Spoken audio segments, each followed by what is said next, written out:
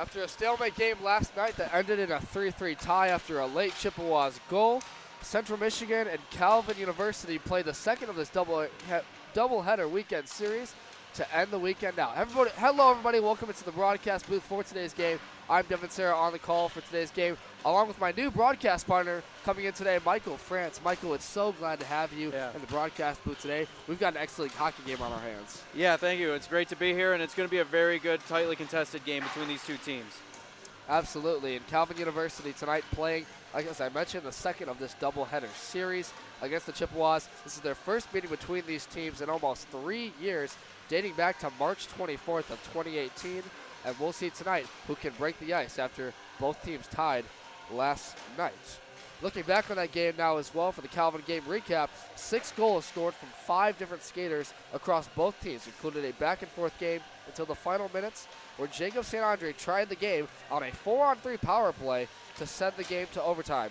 From there, the Chippewas held on after some key saves by Thomas Rofe. On the other side of the net for Calvin University, Garrett Walker stood tall on his head in the net, and we saw an excellent game that ended in a 3-3 tie. Yeah, it's going to be an interesting game between these two teams. I think Calvin is going to have to come out strong and score, and that's where CMU cannot end up in the penalty box. Calvin has a top 6 forward group that is very strong. They can skate, they can puck handle, they can score from anywhere on the ice, and it's going to be essential for Central Michigan. We are a very chippy team. We're going to have to stay out of the penalty box, keep disciplined, and not take the bait when they want us in the box. Because last night they had 3 power plays. They found the back of the net, and 2 of them, that kills games. Penalties kill. Absolutely, penalties kill. 4 of those 6 goals scored in the game last night came on the power play. Those are split 2-2 as well by both teams. And while the Calvin had 3 power play goals, to the Chippewas 2 on just 4 power play opportunities. Now time to look around the MCHC East standings, brought to you by cmitchicehockey.com. In first place still, the SVSU Cardinals, who in 4 games played are 2-1 and 1 tie, rather 5 games, with a 5-2 and 1 tie overall record. That puts them at 7 points ahead of the Chippewas. If they win tonight in this game, they will be ahead of SVSU, or rather tied in the first place standings in the MCHC East. Second place, the CMU Chippewas, sitting right now at 4-2 and 1 in conference play. They're standing a record of 5-1 and 2 ties. Lawrence Tech University sits third place with only 4 points. They have a record of 2-2 in conference play and 4-4 overall. Looking at Adrian, the Adrian Bulldogs, a surprise coming into this year so far in the early going. They haven't exactly gotten the wins in the conference that they've liked, losing to teams such as Grand Valley and MSU even. They're looking to bounce back. They sit at 5-3 overall and only 2-2 in the conference. To round out the standings in 5th place, the Oakland University Grizzlies at 2 games played, 1-1 apiece in the conference play. They sit at 3-5-1 overall. And to finish out, University of Michigan Flint sitting with an 0-5 record, 0-4 in conference play. They play SVSU today, the top team in the MCHC East. We'll see how that one goes for them after losing 7-0 last night. Finally, the Michigan Wolverines of Ann Arbor sit last place in the standings. Time now to pass it to Michael for a closer look at the 2 teams playing here today. Well, like I said, Calvin coming out strong, top 6 forwards. They're all about speed and scoring. They want us in the penalty box. They are going to come out with a very strong power play. When you have top 6 forward group like this, you can really mismatch and tinker with the power play and put together a really killer lineup. They have Jacob Waligoro, a freshman. He has 5 goals, 4 assists through just 9 games. Last night he even scored a goal. We got to watch out for him. Their goalie's solid, but we can score on them. They are a good team, but not a great team. They do have weaknesses. They have cracks in their defense. We got to carry the puck into their zone. Looking at CMU, we're all around goaltending, defense, offense, solid all throughout. Offensively, I'm going to look at the Martins to tally assists, get the puck moving. We got to keep the puck moving into their zone. We got to keep it out of our zone. We got to remain disciplined. I'm especially looking at players like Keelan Baker, really good locker room guys to step up and lead. Absolutely. And help keep the team disciplined and maintain that high energy. Calvin's a very fast team, high energy scoring. We're going to have to skate with them. It's kind of like boxing with an aggressive puncher. You have to go right at them. You cannot remain on your heels, especially against a very good Calvin team like this. I'm going to look at Gibbs, Owen Campbell, Christopher Martin to really score. Also on the back end for the defensemen, Kyle Chapman. He was our player of the game, one of our 3 stars of the week last year. He's a big-body defenseman who can move the puck. He's a lot like a Brent Burns in that aspect, and he can lay the body. Look at him to shine in this kind of game. Absolutely. Looking at a closer look to our 2 key players of the game. First, Jacob St. Andre, who had 2 goals last night in the tie with Calvin University. He's going to play on that top line along with Owen Campbell, and he'll sit from the point with Brendan Martin. Look for him to score a goal tonight as well as Christopher Martin, who had the only other goal for the Chippewas. That one coming on the power play last night. He'll be one of the defensemen to look to get the scoring going for the Chippewas. So now that we've gone over some of our keys to the game, what are we looking for, our key players of the game, Michael? What are we looking for some of the keys to the game so far? We talk about special teams and how we need to clean it up on both sides for the Chippewas.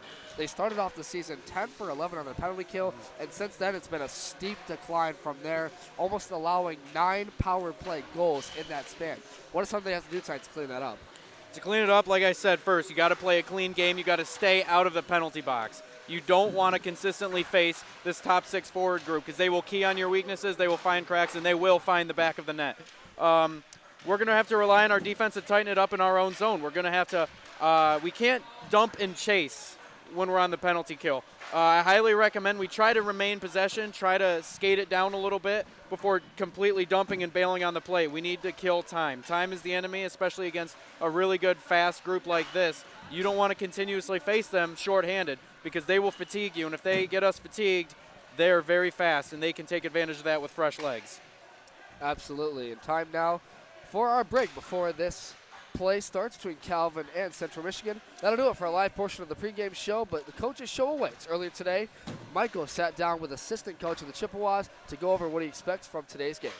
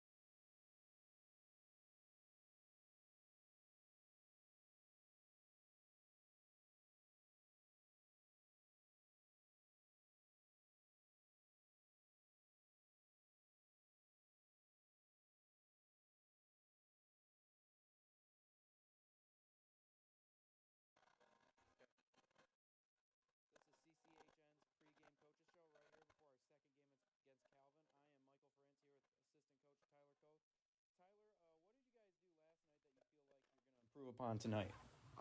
I feel like we'll improve upon our breakout, working on guys getting winning battles in the corners and finding our point men. All right, and how did Calvin approach you last game, and how do you expect them to come out differently, if at all, tonight? I could see them coming out running a trap right away.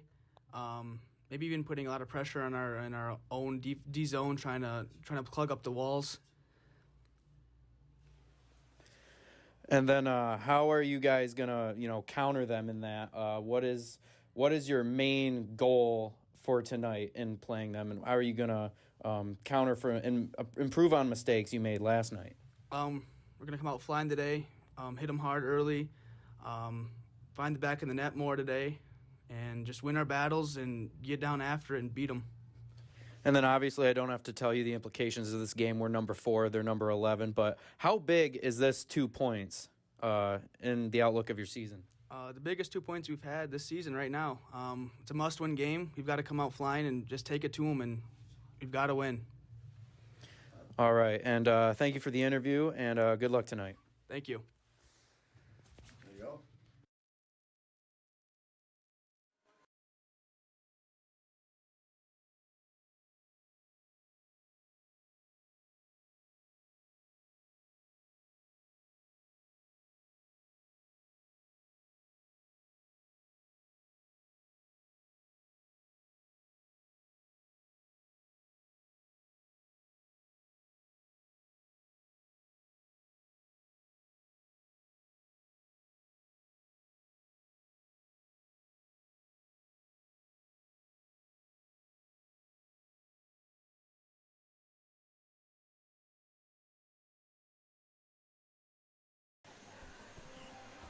That was an interview with Tyler Cooth, assistant head coach of the Chippewas, with Michael France.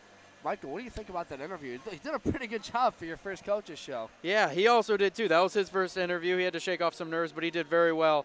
He gave me the answers I wanted to hear. Come out, hitting, skate through the hard blocks, skate through the soft blocks, just make it through, keep the puck moving, get them in the corners, play our style of almost a trap-like defense, counter their defense, and, stay out of the box, stay disciplined, play hardcore hockey.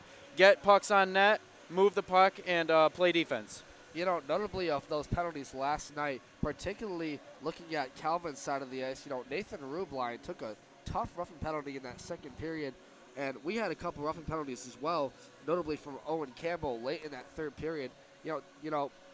We talked about, again, staying out of the box, and we focus on the penalties so much because it seems like an essential part of what's been happening to the Chippewas this year is they get themselves in bad positions with penalties that end up shifting or tilting the ice for the momentum.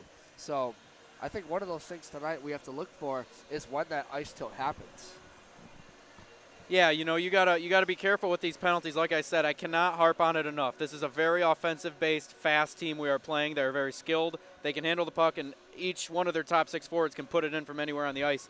And last night we were getting fatigued a lot, especially with how many power plays we were doing. You want to have fresh legs when attempting to skate with a team such as Calvin. So that's going to be a big emphasis tonight to improve upon, staying out of the box, playing physical, try to slow them down with your style of play and your defensive positioning. It's going to be it's essential for us to have good stick work, lay the body, and have good positioning to cut off skating lanes. Absolutely. Looking at one of the key players for Calvin University, Jacob Waligoro has 5 goals, 4 assists through 9 games. He is the leading point getter for this night's team. And he also had a goal last night for Calvin University. That one came during the first period, I believe, during their win, or rather second period, tie versus us. And one of the things is the Chippewas coming to this game with the second tie of the season. They had one against SVSU earlier this year. And, looking at that kind of game, the Chippewas came back late in that game as well, scoring, I believe it was 2 third-period goals to get them even 4-4. And they did exactly the same thing last night, coming back from a 1-goal deficit in that third period after the power play goal from Jacob St. Andre. And that's a huge confidence booster. What period are we looking at for the Chippewas to really come out? It seems like they seem to get the first goal most of these games. They had the first goal last night. But if they don't get the first goal, they are 0-2 on the season, not getting the first goal. So what's something they have to do, particularly what period?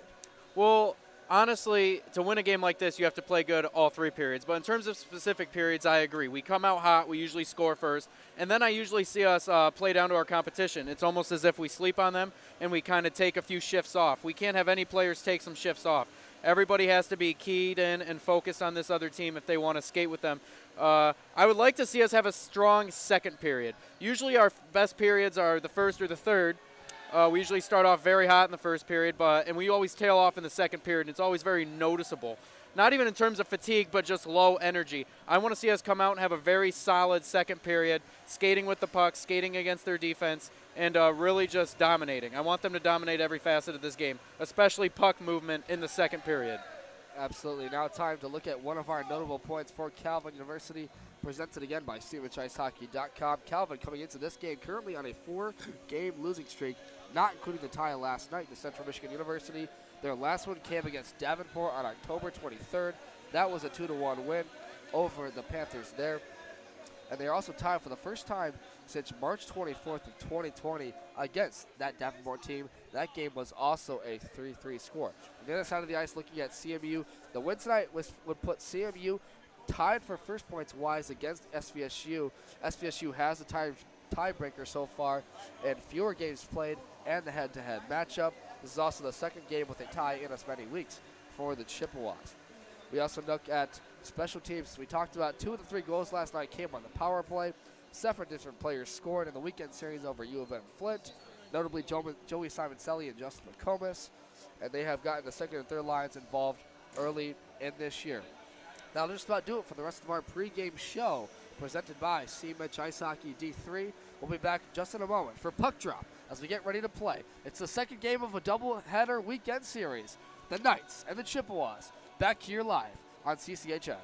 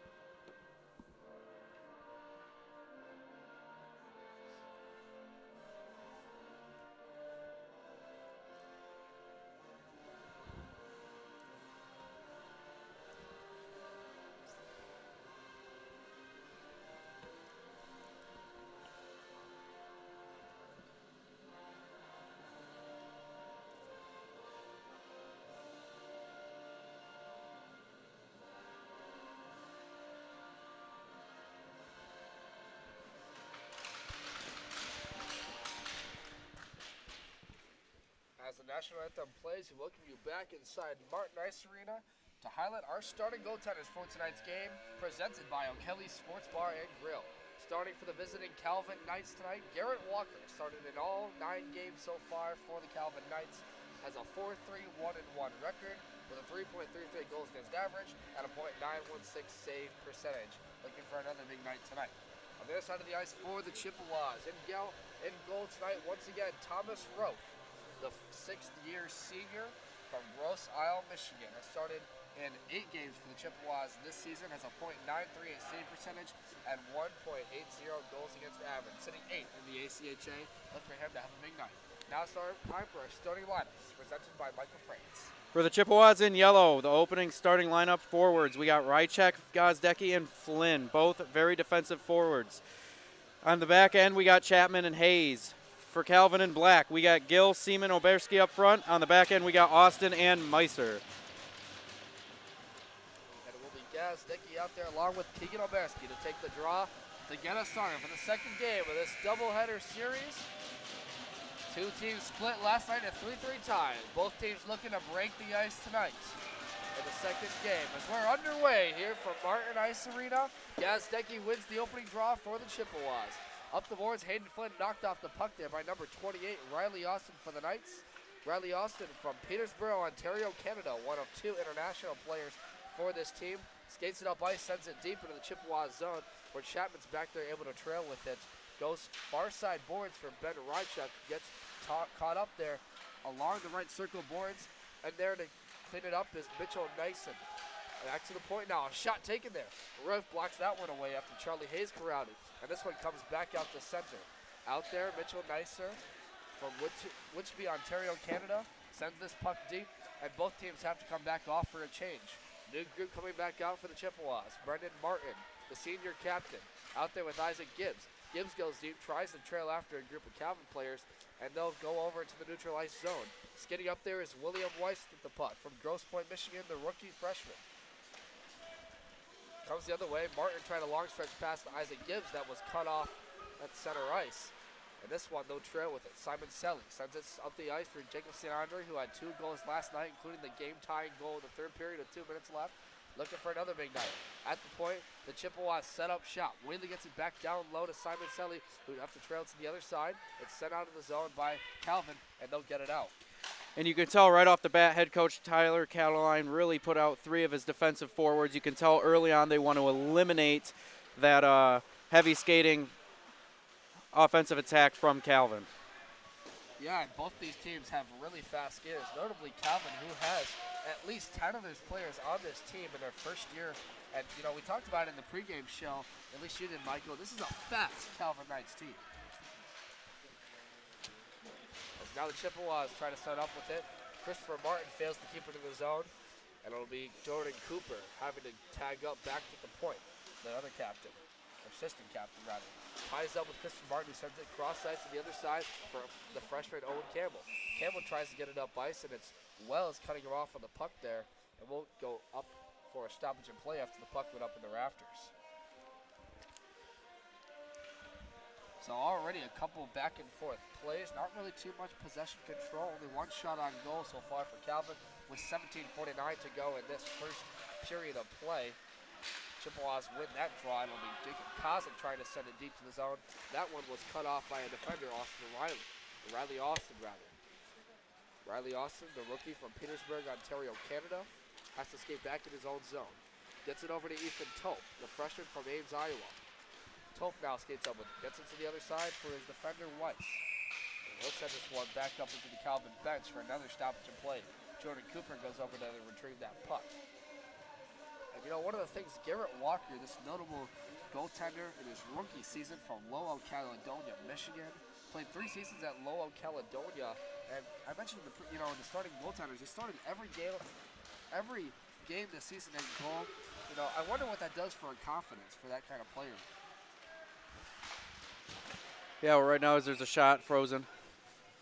And Walker's able to stop that one down. You know, both our goaltenders are very good. Both are very confident. And I think both these teams are honestly looking forward to having a low-scoring game. You can tell neither of them wants to give up easy goals. Expect both tenders to, stand on their heads for this game. Taking that draw will be Justin McComas. McComas, the senior from Northville, Michigan, scored one of his first goals of the year against University of Michigan Flint in the second game, and he had the game-tying goal against SVSU that allowed them for that first of 2 ties this season for them. He'll tap with the boards, not able to keep it in the zone. It's taken here by a Calvin player. Getting up with it now is Seaman. Seaman at the far right boards. Zachary Seaman, the rookie from Glen Ellen, Illinois, tries to get a shot on that went wide off of rope. Now tied up here is a group of players. Getting in there to knock that one down is Porzanic, who missed last night, comes back into the lineup. Porzo tries to get it out, can't do it. And it'll be Ethan Gill now tying up with it, and they run into the refs along with Jay Nadu for a stoppage in play. 16:30 left to go. So both teams, at least Calvin, coming back off for a change. Coming back out here for the Knights, their captain.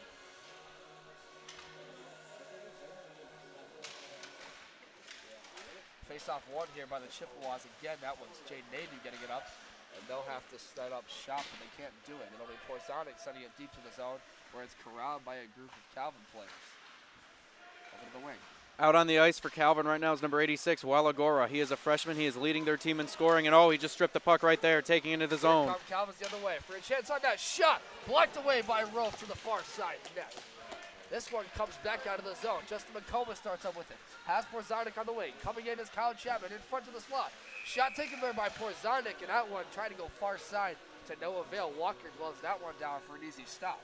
As I was saying, as he stripped the puck and took it under our zone, you got to watch out for number 86, Waligoro for Calvin. He's their leading scorer. He's a freshman, and he is dangerous whenever he's on the ice. I'm going to be looking for the Chippewas to really key him with some big-bodied defensemen and try to lay the body on him to knock him off his routine. Jacob Waligoro in 9 games, as you mentioned, one of the best players on this young Calvin Knights team. In 9 games played, has 5 goals, 4 assists, and 9 points. As we get a stoppage in play here once again. And, you know, he leads his team in goals and points. He played for Bell Tire, 15 under AAA from 2018 to 2019, a very notable AAA club in southeastern Michigan, notably accompanied with the Detroit Red Wings, some notable alumni on that team.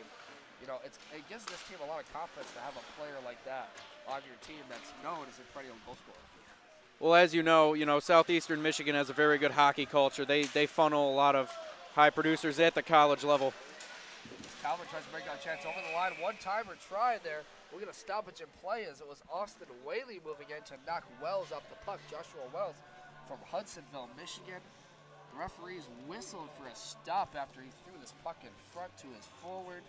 That was number 55, Ethan Tope. It looks like we're going to get a slashing call coming here to the Knights. So this will send the Chippewas, or rather, excuse me, sorry. No, Calvin to the power play. Number 16 taking the penalty for the Chippewas. So we'll have a 5-on-4. That was Keegan Moore taking that penalty right there. So a costly penalty early here in the game. 15-16 left to go. Not what they wanted to start here. Yeah, as you can see, Cataline really put out some of his most experienced skaters. You can see he wants to capitalize early and get a goal on this Calvin team. And here comes Waligoro, the star freshman, as we mentioned earlier. Comes alone into the zone. Gets knocked off the puck there by Austin Whaley. Whaley sends us back to the other side. Well, Christopher Martin trying to take it. And stopped at the point was Luge, rather. At the point, Luge gets it down low.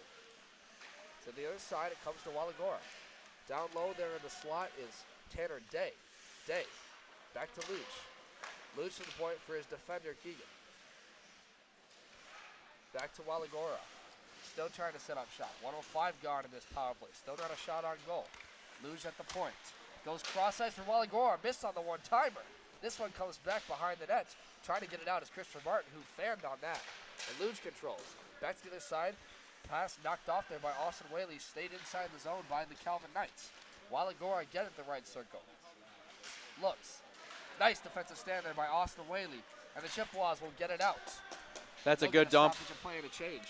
That's a good dump of the puck, and they're going to want to keep fresh legs out here for all these power plays to make sure they can keep up with the speed of this Calvin team. I want to see them running a trap on defense, and I want to see them really keying up these high scorers. Absolutely not a single shot on goal in this power play, but they're trying to change that. Here comes Patterson over the line. Kevin Patterson doesn't get a shot on net. Gets this one funneled down low, back to the Chippewa bench.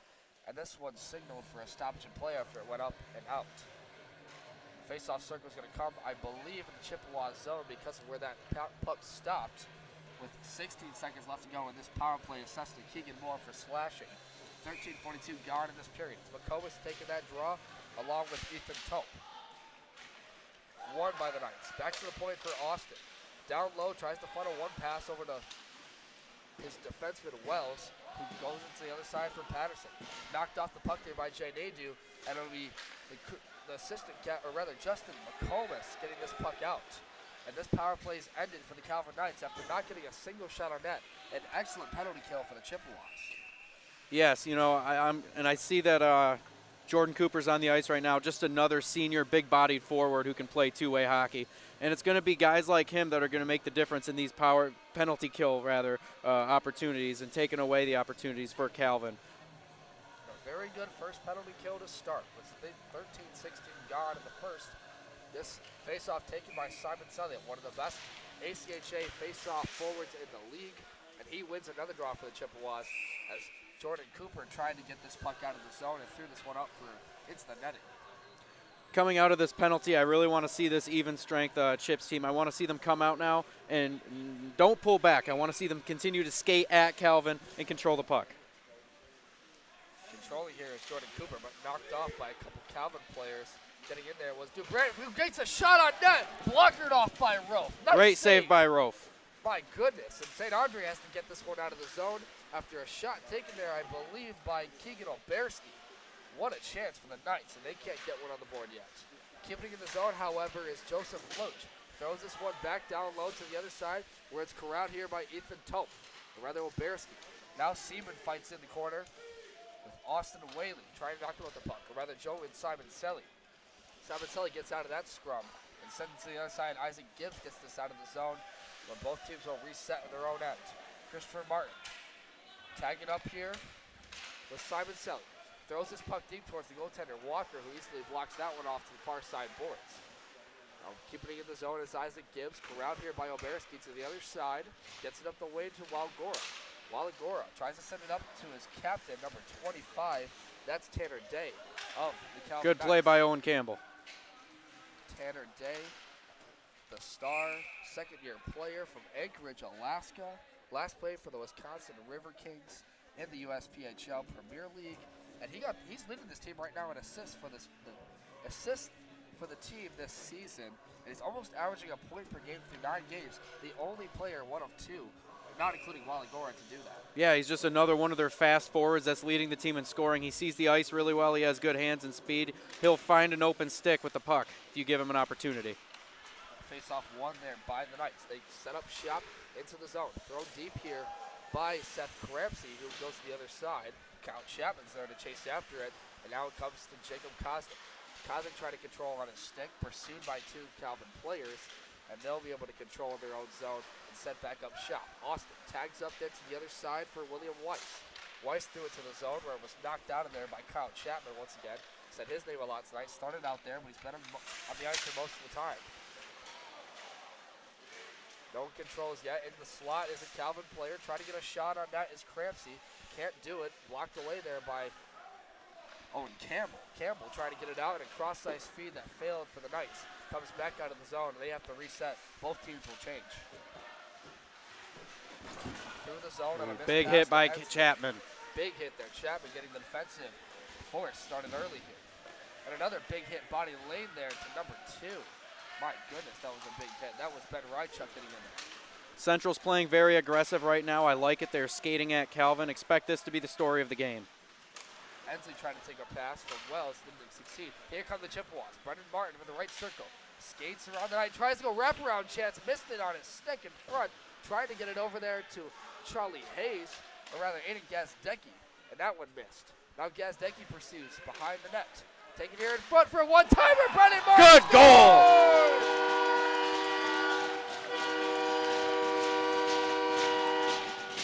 The Chippewas answer after they killed off a key power penalty kill goal.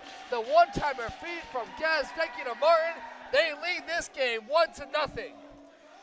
Well, that senior defenseman, Brender Martin, really good defenseman, good scorer. He can play two-way hockey as a defenseman, and great positioning right there in front of the net, waiting for that one-time feed. We got the first goal. I want to see them keep up the momentum now. I don't want them to take the foot off the pedal. An excellent one-timer for Brendan Martin, who leads this team in assists and goals scored currently behind Isaac Gibbs and Owen Campbell. And way to get your captain started from the leadership group. You talked about in the pregame show, Michael. You wanted to see that leadership group establish their presence in this game, and Brendan Martin just did that right now. Oh, as you know, he's a great locker room guy. He's been a captain on this team for 3 years. He really wants to bring a national title to this squad, and he's doing all he can. He does everything, the little things you want to see on the ice. Does everything really well. Momentum. Moving into the zone is Jay Nadu. One-timer tries, shot, snap shot. That one blocked down and stopped by the goaltender Walker after a feed from Justin McComas. That was you were saying, Michael. Yeah, he's just a good leader, and he does all the little things right, offensively and defensively. Good locker room guy. He wants a national title. I think they can get it. McComas won that draw. Came back to the point for Christopher Martin, the brother of him, but he got it down low to Porzanik, who couldn't get a shot. Now getting out of the zone is the Knights. Here they come the other way. That's Ethan Gill up the wing with Seaman. Seaman goes down low, trying to get to the puck, but knocked off there by Christopher Martin. Now behind the net, Seaman controls. Still not able to get it. Now he does, and he'll skid around one Chippewa defender. Gets it down low to Keegan Oberski, who couldn't control it, and it comes back to the point. Slap shot taken there by number 26, Joseph Luge. That missed the net up wide and high. And Jay Nadu on a breakout chance. Nadu goes cross-ice to Porzo. Shot wide open for the goaltender Walker. Comes back to the other side, out of the zone. It's Kyle Chapman tagging up with Charlie Hayes. Hayes sends one, tries to send it deep into the zone, blocked off there by Oberski. Oberski gets it over there to Riley Austin. And we get an offside, stoppage in play, as Porzanik tried to get over the line with Justin McComas. That was an out-of-position play for Porzondek and all of them. But yeah, you don't really see that happen a lot. That was sloppy. They got to take away those errors that can really kill momentum on the offensive end. Well, I'll tell you what, right now it looks like the Chippewas have that momentum. They're leading the shot total so far, unofficially. And I won't say a number because we don't have that confirmation, but from what we can see on the ice, that appears. You see on your screen, Ethan Tope moving up into the zone, sends one deep to the other side. Chasing after it now is number 98, David Ensley. David Ensley, the rookie from Rockford, Michigan, still looking for his first point on the season. Now the Knights control their own end. Long stretch pass there, attempted for Ensley, that missed, taken away by Kyle Chapman. Now it's getting into the Knights zone is Simon Selly. Goes wide, back to the slot, missed his man, trying to get it over to Isaac Gibbs. And Chapman has to crowd this backboard to send it deep to the zone. It'll be Jacob St. Andre moving in there, cut off by Mitchell Neisser, and Neisser sends this one over to Ethan Tope. Tope starts up with it. Cross-ice feed over there to Avery Anderson. And rather Tope chases after it. Brendan Martin tags up with Kyle Chapman, gets it over to Simon Selly, who chipped this one off from Ethan Tope on the blade of his stick for a stoppage in play with 8:12 left to go. You know, you got to watch out for this Calvin team's size. They have two rookie forwards, Joshua Wells, number 97, and David Ensley, as you mentioned earlier, 98. Both of them are about 6'4" and up, and they're both sizable forwards. They like to get in front of the net, play the body, try to chip in those dirty goals. You got to watch out for them, especially when they try to screen the goalie. Face-off draw between Weiss and, I believe, Jacob Kozlik, won by the Chippewas. And he'll send it deep to the zone where Owen Campbell chases after it. Owen Campbell, the leading point getter for this team behind Isaac Gibbs, sets up shop with it. Over in the corner, a group of players fight for it. That's over there, Keelan Baker trying to get it on his blade of his stick. He gets it to the other side where Owen Campbell has to tag up. Knocked off there, to the boards, roughed up. And we're going to have a stoppage in play as the helmet of a Calvin player came off. That was number 7, William Weiss, getting in there. And we're going to have some post-curriculars for this one. Well, it's getting really chippy right down there early on. It's becoming a really tense game already, and we got to be careful not to get boneheaded penalties and get in the box. It was Weiss sending Jacob Koznik to the boards on the far side corner, and Weiss lost his helmet after he went into the knee of Koznik. The referee's trying to sort this one out if we see some sort of penalty here. I'm not sure that we will. Over there is Austin Whaley trying to get in there and talk to this referee. Also over there is Tanner Day, the captain. Tanner Day from Anchorage, Alaska, as we mentioned, has only 1 goal so far in this season, but 5 assists. One of the leading assist man that we talked about on this team. Look for him as to create some offensive chance. They need it right now. And the Knights, they once again go down in a 1-goal deficit. First, this is what we talked about with the pregame show. The Chippewas won, getting that first goal. When the Chippewas score the first goal in this game, they are 5-1-0 in all those contests. Pretty impressive. Yeah, it's getting chippy out there, mainly because it looks like Calvin is already getting frustrated early on. The Chippewas have been dominating pretty much every facet of the game so far. They're being physical. They're moving the puck well. They're staying in Calvin's zone for majority of the time. Calvin is getting frustrated. I think the Chippewas just cannot let up off the gas, and they have to make sure they're out of the box. Campbell slips one on his foot after he won the draw. He'll keep it after being pursued by a Calvin player. That was number 66, Keegan Oberski. Oberski's to the other side. Martin, who had the goal here tonight, takes a snapshot that went off the blade of the stick of Walker, and this one goes up for a stoppage in play. Walker, another key save right there after Brendan Martin attempted the snapshot. Face-off circle will come to the left side near the Calvin bench. And once again, it'll be Owen Campbell, who hasn't, on my belief, missed a face-off yet in this game. So, Owen Campbell starting up there with Oberski. Oberski won that time, however, and Calvin now will get to it. Up the way to Waligoro. Waligoro can't get it out of the zone. Knocked off the puck there by Keegan Moore, and he'll send it back to Martin, who sends it to the other side, where Campbell will chase after it. Big hit laid to the boards on Oberski. Oh my goodness. Put that one in your trapper. What a big hit. My goodness.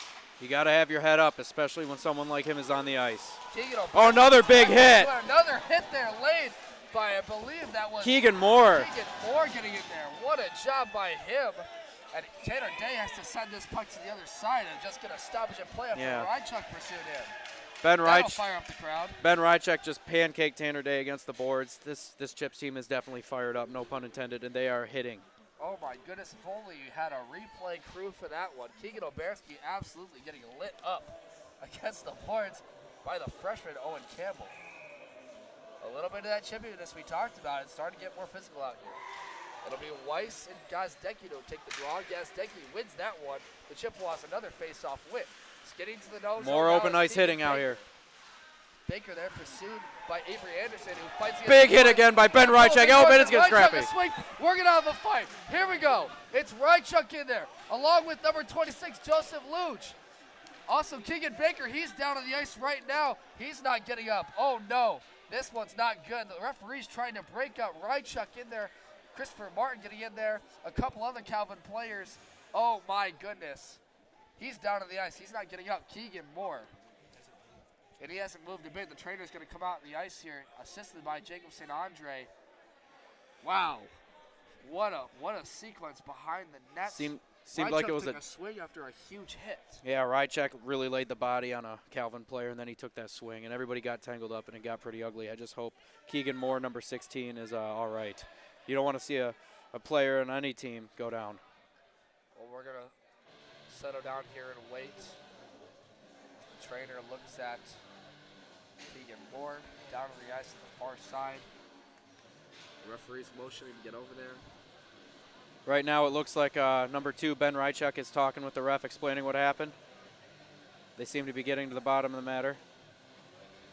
Rychuk will skate back to the bench. Man, that's the second time in 3 home ice games that Chippewa has gone down. Keegan Moore now getting up gingerly after help from Jacob. Well, that's great to see. You never want to see a player on either team ever get hurt. Keegan Moore, the junior from Northville, Michigan, sits in the season right now with 2 goals, 6 games played. He's one of the locker room favorites for this team. He's definitely, and you hate to see that from a player standpoint. Even. I just hope he's okay and can finish out this game. It looks like Ben Rychuk is taking off his gear.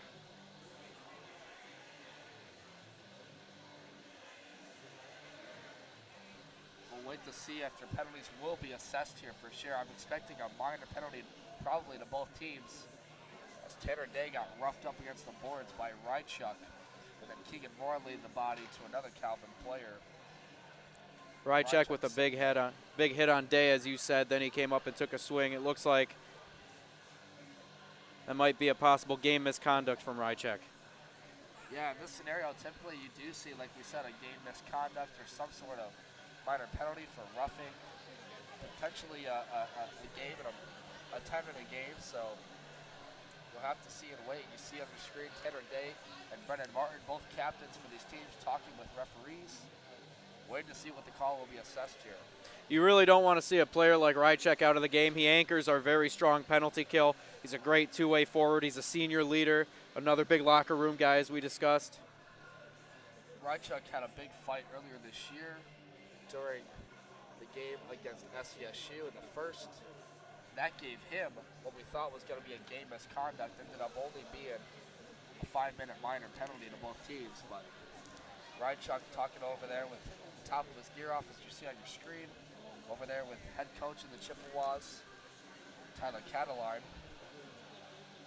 And, that's one of the things that the Chippewas pride themselves on is that physical play, Michael. And you love to see guys lay the body, but certainly not when it's at your own expense. And in the first period, we're already seeing a chippy game. This is probably going to set the standard for the rest of the game. These teams do not like each other. Both teams don't like each other. One team is frustrated. The other team has been dominating every facet of the game thus far. Emotions are riding high, and I can expect this to be a going theme throughout the end of this game. As we wait a recap of the game so far, the first goal scored by the Chippewas after Brendan Martin took a slot feed, one-timer from Aiden Gazdecki. That put them up 1-0 with about 12 minutes left to go in the first. And so far, the Chippewas have control of most of this first period. Calvin having a tough time getting pucks out of their own zone and setting up shop for quality chances on Roth. They are 0 for 1 so far on the power play tonight after they scored 3 power play goals.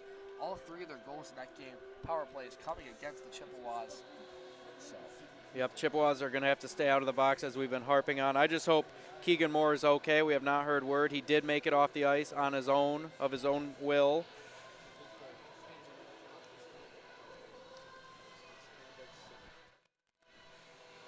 Don't want to lose a player like Keegan Moore.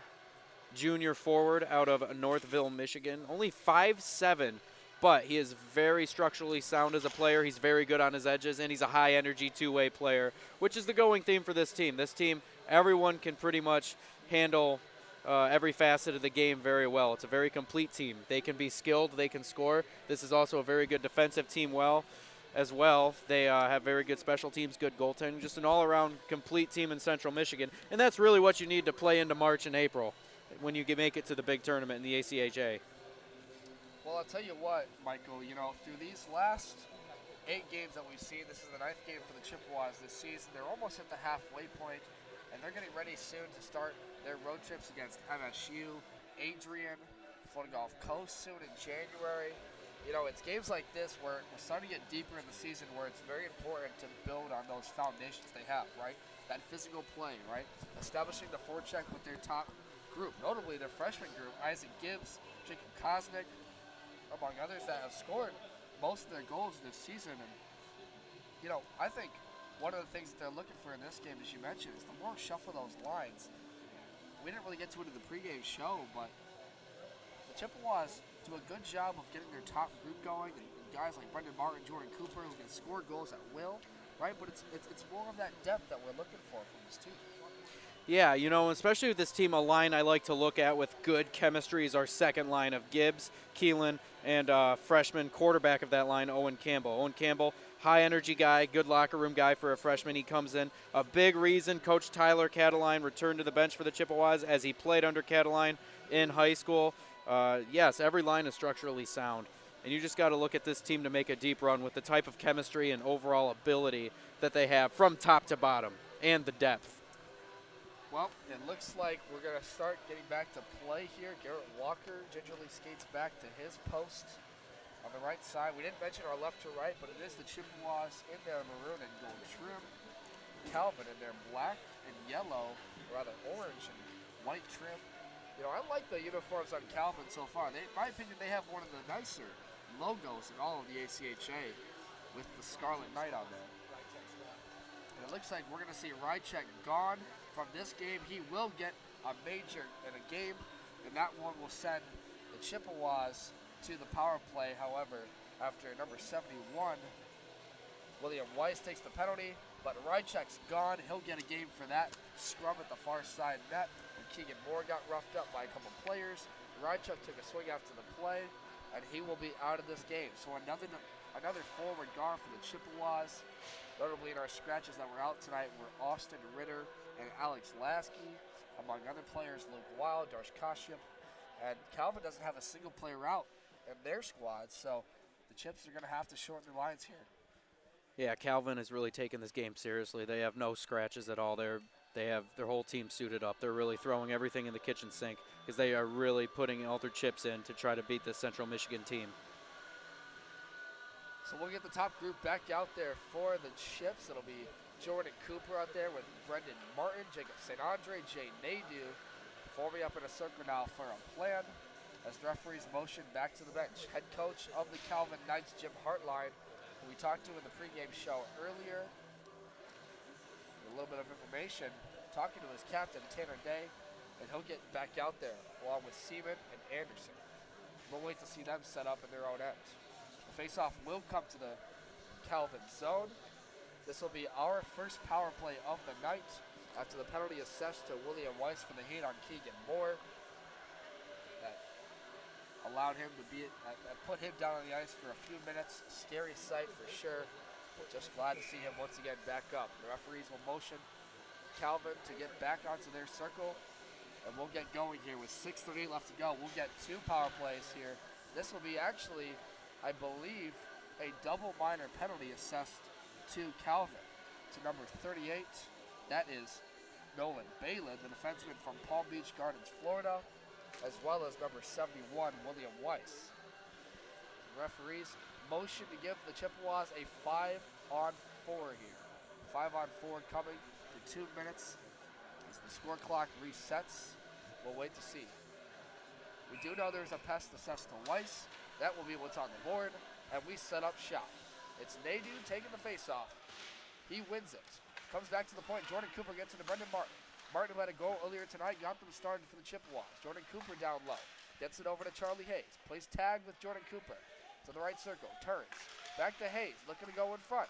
Cooper. Shot fanned on there. Blocked away and turned aside by the defender in there. That was Oberski to get it out of the zone. And they have to reset. Martin skates gingerly back to his own end. 1/4 of this power play gone for the Chippewas. Their first of the night in this game. Jacob Kozak takes a feed from Martin, will skate it alone past one defender, tries to go backhand, forehand around another one, deking, and he'll get it back to Cooper. Cooper and Martin play tag. Down low, Kozak looking to go to the slot. Turns, holds it. Back to the point for Martin, to Kozak. Over to Cooper. They cycle. Martin. Kosnick on the right circle. Left side for St. Andre with a shot. Blocked away there far side by Walker for a stoppage. William Walski gets it out of the zone, or rather, Waligoro gets it out. I mispronunciated the stoppage in play. They got it out of the zone, and both teams get a change here with half of this power play gone. A great shot on goal by St. Andre and a greater save by Walker. Starting up with it is Simon Selly. Gets it into the zone for Isaac Gibbs. At the point with Christopher Martin. Martin takes a shot. Glove down there by Walker. And he'll have none of that. He says no. The key for this power play is going to be maintaining possession and not allowing them to dump it so much and kill time. You saw really good hands out of Kosnick. That really set up that quality scoring opportunity. Just a great save by Calvin. Another face-off won by the Chippewas. That was Simon Selly getting it to Gibbs. And Christopher Martin tries to go down low to Porzanik, who couldn't hit it on his stick. Simon Selly wraps around to the left circle, gets back to the point. Back down low to Hayes. Hayes at the left point, or left boards rather. Takes a shot on net. Far side blocked down by Walker. They keep motion with it. Charlie Hayes down low to Porzo. Porzo behind the net. Goes in front to Christopher Martin. A shot blocked away there by Anderson for a stoppage of play after it went up in the netting with 5 seconds left to go in the power play. Great block in front there by the defender. Anderson to get his stick in there. And both teams will change. That was a good shot by Christopher Martin. Once again, just another great save by Calvin. Martin scored last night, and I'm expecting him to continue throwing pucks at the net tonight. Simon Selly won another draw. As we mentioned, one of the best face-off men in all of the ACHA. Gentleman signing from Bentonville, Illinois, the fifth-year senior for this team. As the Knights set up shot. Backhander attempt there by Bell. Saved there by Rope. Great play by Comes back Rope. to the far net. Behind his own end is Austin Whaley trying to tag up there with Jacob Kosnick. He does. Great chance there by the Calvin Knights. Their best chance of the night after a shot taken there by Ethan Gill. Long stretch pass there attempted for Isaac Gibbs that missed on his stick. Back down low to Campbell. The Tar freshman's tagging up. All three freshmen out there for the Chippewas. Kosnick, Gibbs, and Campbell. And here come the other way. So Bearsky tying up with Ethan Gill. Gill takes a shot on net. Rope says no. And we get another one chippy. in the far side corner. A little bit of rough again. That's Jordan Cooper in there.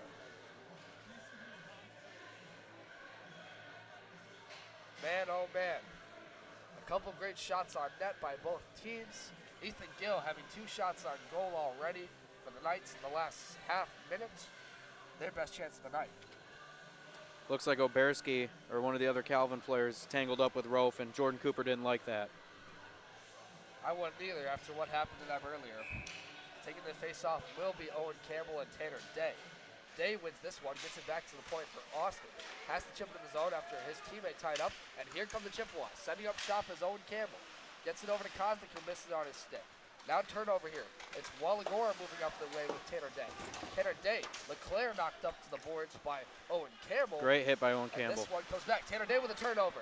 Tanner Day goes cross-ice. Good defense. That miss. Nice defensive stand there by Jordan Cooper and Christopher Martin. Gets it out of the zone and neutralized. Oh, big open ice hit. Laid there by Keegan Moore to Tanner Day, and he's down on the ice, not getting up. Oh my goodness, that was a big hit from behind, taken there by Keelan Baker on Tanner Day. The referee's whistle a stop. He'll get up gingerly on the ice after getting face planted by Moore. Big hit by Keelan Baker. You got to keep your head up whenever he's on the ice.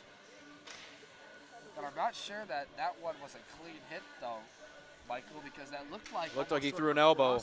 Yeah, it looked like he threw an elbow out there. So we'll stay 5-on-5 for now, but I'm sure Tanner Day, that's gonna got to be careful with those kind of Bit plays. of heartstrings in his helmet as he skates back to the bench gingerly.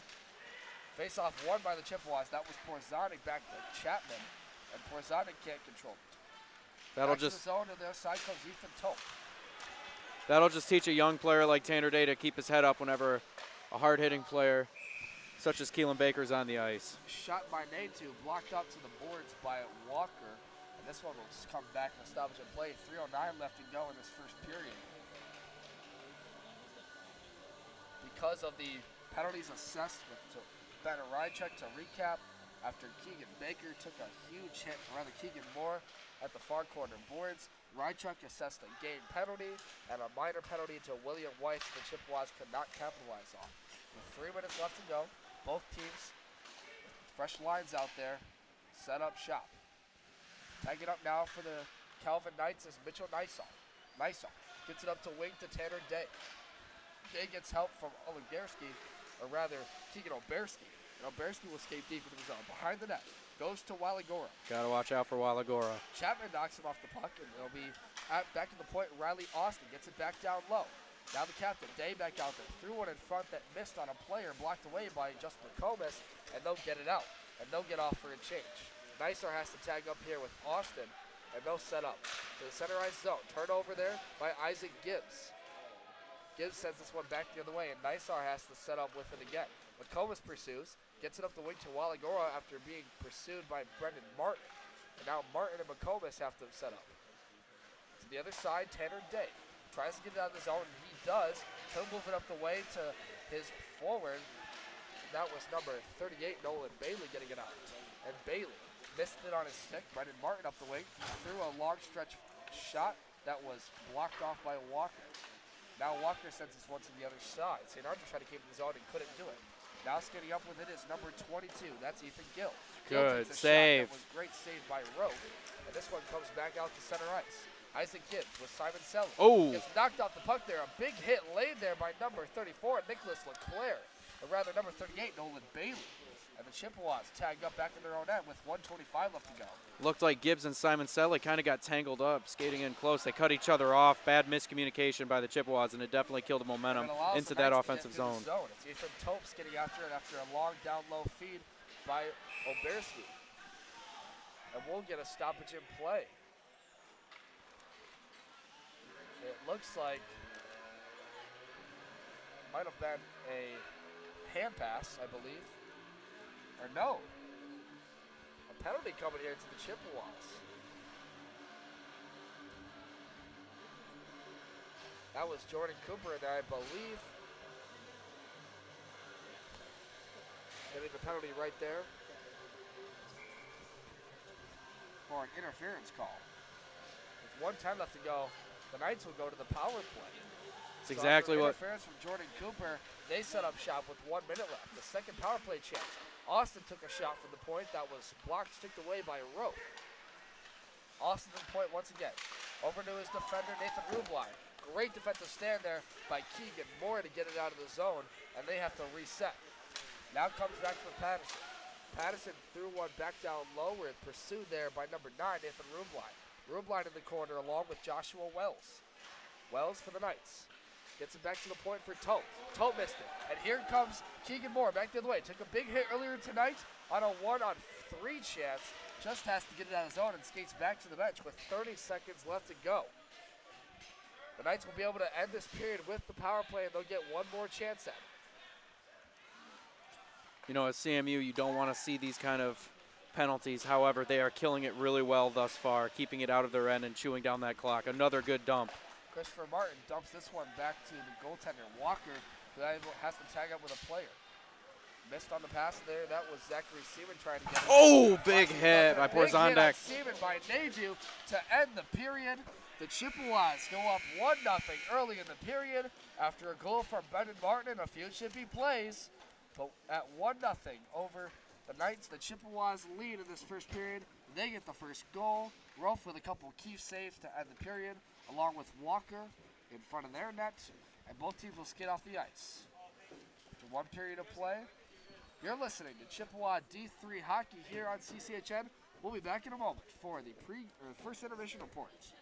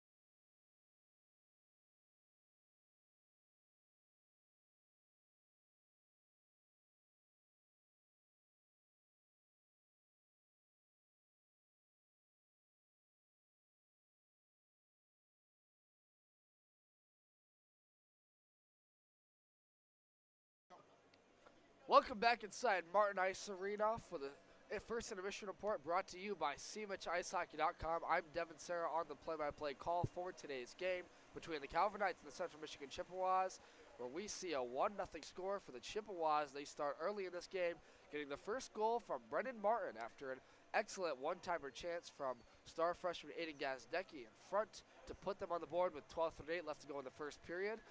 A lot of things happening in that first period. We saw some chippy play, a lot of puck possession control by the Chippewas mainly. Both goaltenders staying on their head for most of the period. Thomas Rofe making some key saves at the right time, along with Garrett Walker for the Calvin Knights, able to keep them only at a 1-0 score game. Talk a little bit about the penalties assessed in this last period because we do want to talk about it. Keegan Moore roughed up against the boards by a Calvin player. Against the far side, that was William Weiss on the far side of Calvin's end of the ice at the boards. Ben Reichuk assessed a game penalty for that after getting in a fight with William Weiss, throwing a few punches. We saw a little bit of scrappy play continue on through the period as some big hits laid by Kyle Chapman, Owen Campbell, Tanner Day, and Jordan Cooper, among many other players. So the physicality amping up in this game, that the Chippewas able to stay 1-0 and establish their presence early. Let's talk a little bit about the out-of-town scoreboards right now for today's game, or today's scores. University of Michigan, Ann Arbor, taking place their first conference game of the season against Lawrence Tech University. They come into this game 2-3-1 after one overtime loss last weekend. Lawrence Tech coming into that game at a 4-4 record. They'll look to assess each other later on in the season if both teams make it to conference play. As for Indiana University and Robert Morris. Oh, one more thing. That game taking place in Farmington Hills today for an 8 p.m. puck drop. You can assess all scores for that game on Lawrence Tech and University of Michigan Hockey Twitter. For Indiana University and Robert Morris, they play at the RMU Island Sports Island Center later today. That game taking place in Pittsburgh today. Robert Morris was supposed to play Central Michigan earlier this season after a schedule conflict put them out of a 2-game doubleheader weekend series here at home. We'll see if they assess each other on the schedule later in the season. As for our final game to recap for today's action, University of New Mexico right now standing at number 1 overall in Division III point standings with a record of 15 wins and only 1 loss. On their hot streak of 9 straight games won, play Grand Canyon University, who have yet to win a game yet this season. That game will take place at the Arizona Ice Arcadia Center in Arcadia, Arizona. That game notably on the media kit for ACHA.com Division III, where you can find all of the stats, interviews, and more information regarding ACHA Division III hockey.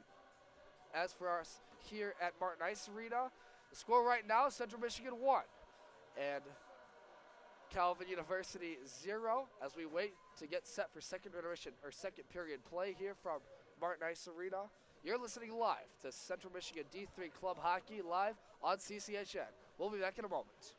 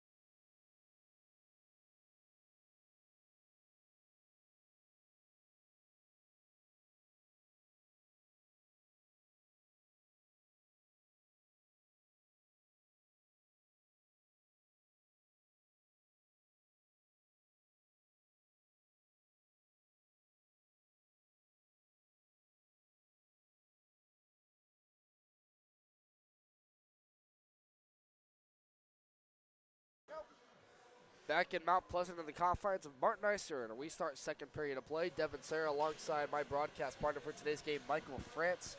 Michael, we saw a lot of Chippy play in this period. A goal scored by the Chippewas early to put them up 1-0, but a back-and-forth physicality game. Nonetheless, the Knights start on the power plays to start this period. Yeah, it's going to be indicative. I talked about earlier in the pregame how I want to see a really good second period with momentum kept up by CMU. It's going to be very essential that they get out of this power play without a puck in the net. Absolutely. We talked about special team woes. All three of Calvin's goals last night came on the power play. This will be their third officially of the night, I believe. And this will be the first time they set up shop in the second period. It'll be the face-off draw taken here by Gazdecki along with Oberski, won by the Chippewas, and we're underway for second period of play. The puck sent deep here by the Chippewas. Gazdecki to turn over the puck, chasing after it, almost got a shot on goal there. Knocked off the puck by Mitchell Nysar, who has to get this back out of the zone where he tags up with Lugie. Seaman now.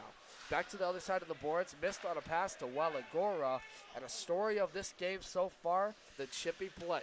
Owen Campbell, we talked a little bit in the intermission report, tagging up on a big hit with captain of the Knights, Tanner Day, and we could see that matchup all night long, Michael. Well, yeah, it's getting chippy down there, and they're kind of a rivalry. There's been communication at face-off, so just look for that to be the story of the night as well. Waligoro sets up shop in the Chippewas zone, this time from left to right. It's the Knights and the Chippewas. They set up in the face-off in the first power play. This one coming into an end, however, as St. Andre comes back out there. And this one to go back to 5-on-5 and a 5. Another failed power play by the Knights. They keep it in the zone, however, as Nysar takes a shot from the point. Got it behind the net. Stopped there by Rove. Somehow kept out of the net. My goodness, that one skated through his 5-hole. Another shot taken there by Day on net. He blocks this one to the point for another try. My goodness, what a chance. That was a very good defensive play by Charlie Hayes. He fed it out of the net, kept it out with his stick. And officially, they're going to stoppage in play as Rofe did not handle that one through the 5-hole. It went behind his net, or rather his skate. And we're going to have another penalty coming up here. This time is going to be assessed on Calvin. So the Chippewas get right back to it with the power play. This one's going to be assessed on the board in a minute here. We'll get it to you. But nonetheless, the third power play of the night comes for the Chippewas. They had one earlier. And a hooking call assessed here to number 86. That's Jacob Waligoro going to the box. Here come the Chippewas. Martin takes a shot from the point. Deflected in front by a couple players out of play for a stop. 18:30 gone in the second frame. You know, this is going to be very key for the Chippewas. It'd be very good for them if they could put one in the back of the net to get a 2-goal lead on this team. With Jacob Waligoro going to the net, the Benjamin Franklin High School from Livonia, Michigan. Draw shot taken here by Martin down low. A couple players scrambling for it. Still not controlled by any players. Sitting on it is Gill trying to get it out. And Kozlik to chase after it. St. Andre keeps it to the point. Over to Martin. To Cooper. Turning with it. One-timer by Martin. Missed the net. Back to St. Andre. They cycle with it. Keep it moving. Martin at the point. To Cooper. Down low. Shot. Went wide of the net. And they have to come back the other way and tag up. And the Knights will be able to get a change. Got to watch out for Brendan Martin. It's why he's one of the leading scorers on this team. He's got a very heavy shot from the point. He can get you at any time. Now St. Andre tagging up with Simon Selly. Simon Selly making a few moves. Gets that down low to Porzani, who tried to go over the glove of Walker, who had none of that. And they get it back down the other way. Another change coming here for Calvin. Halfway gone through this power play is the Chippewas after a hooking call assessed to Jacob Waligoro. Here come the Chippewas. Up the wing is Simon Selly. Drops it for Christopher Martin. Turns over a defender to the right circle. Skating wide is Martin. Goes back down low. One time for Gibbs. Missed the net. And this one comes back to neutral ice. What a chance by Gibbs. Charlie Hayes now keeps it. Calvin goaltender Garrett Walker got very lucky. That is not a shot Isaac Gibbs usually fans on. Those usually are at the back of the net. They meet the twine. The leading goal scorer for the Chippewas doesn't miss on it a lot. He got lucky there. Now Simon Telly behind that to Hayes and takes a one-timer. Rebound in front for Porzanic, and they chase after it. Still loose in front. The Knights get it out. What a rebound chance for Porzanic, and now the Knights will change with only 10 seconds left to go. Isaac Gibbs, stretch pass for Campbell. over the line. Knocked off the puck there by the defender. That was Riley Austin getting in there. And they'll get this one over with. The power play ending for both teams. Big hit behind the net for Owen Campbell. Stretch pass here by the Knights to Waligoro. Waligoro skates through, cutting to the slide. Is knocked off the puck by Keegan Moore. To the other side, it comes to Campbell. Campbell now chased after there by Nicholas LeClaire. He'll send it over to Austin Whaley, who tags up with Charlie Hayes. Through center ice. Fanned on a pass that went to Jigan Kosnick, and it comes back to the other side. Owen Campbell boarded Lukey to the far corner, and he's not getting up. Oh my goodness, what a big hit laid there.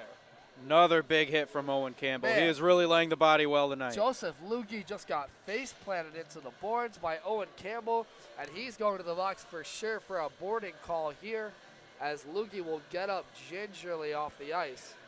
But wow, as you see on your screen, skating back to the bench, draped over his knees. He'll come off for a change, but a big hit. A couple good chances there on that power play now. Chippewas with a good kill, and I'd say honestly a pretty good power play. That was a very good power play. They had a lot of high-quality opportunities. Obviously, the biggest one coming with that Isaac Gibbs fan shot. He usually meets the twine with that one. That was more of Calvin getting lucky. That was a very good power play. They kept their foot on the gas. I'd like to see more of that of Central Michigan, even at even strength. You know, Michael, it seemed like to me in the first period the Chippewas controlled a lot of puck possession. What's that attest to for this forward group? You know, we talk about the goal-scoring effort, we talk about the power play, but how are they able to control the puck as much as they are? After last night, it was the opposite story. Well, I'll tell you why. The forwards is a great group, but it's actually more indicative of the defensemen. You got Martin. You got Hayes.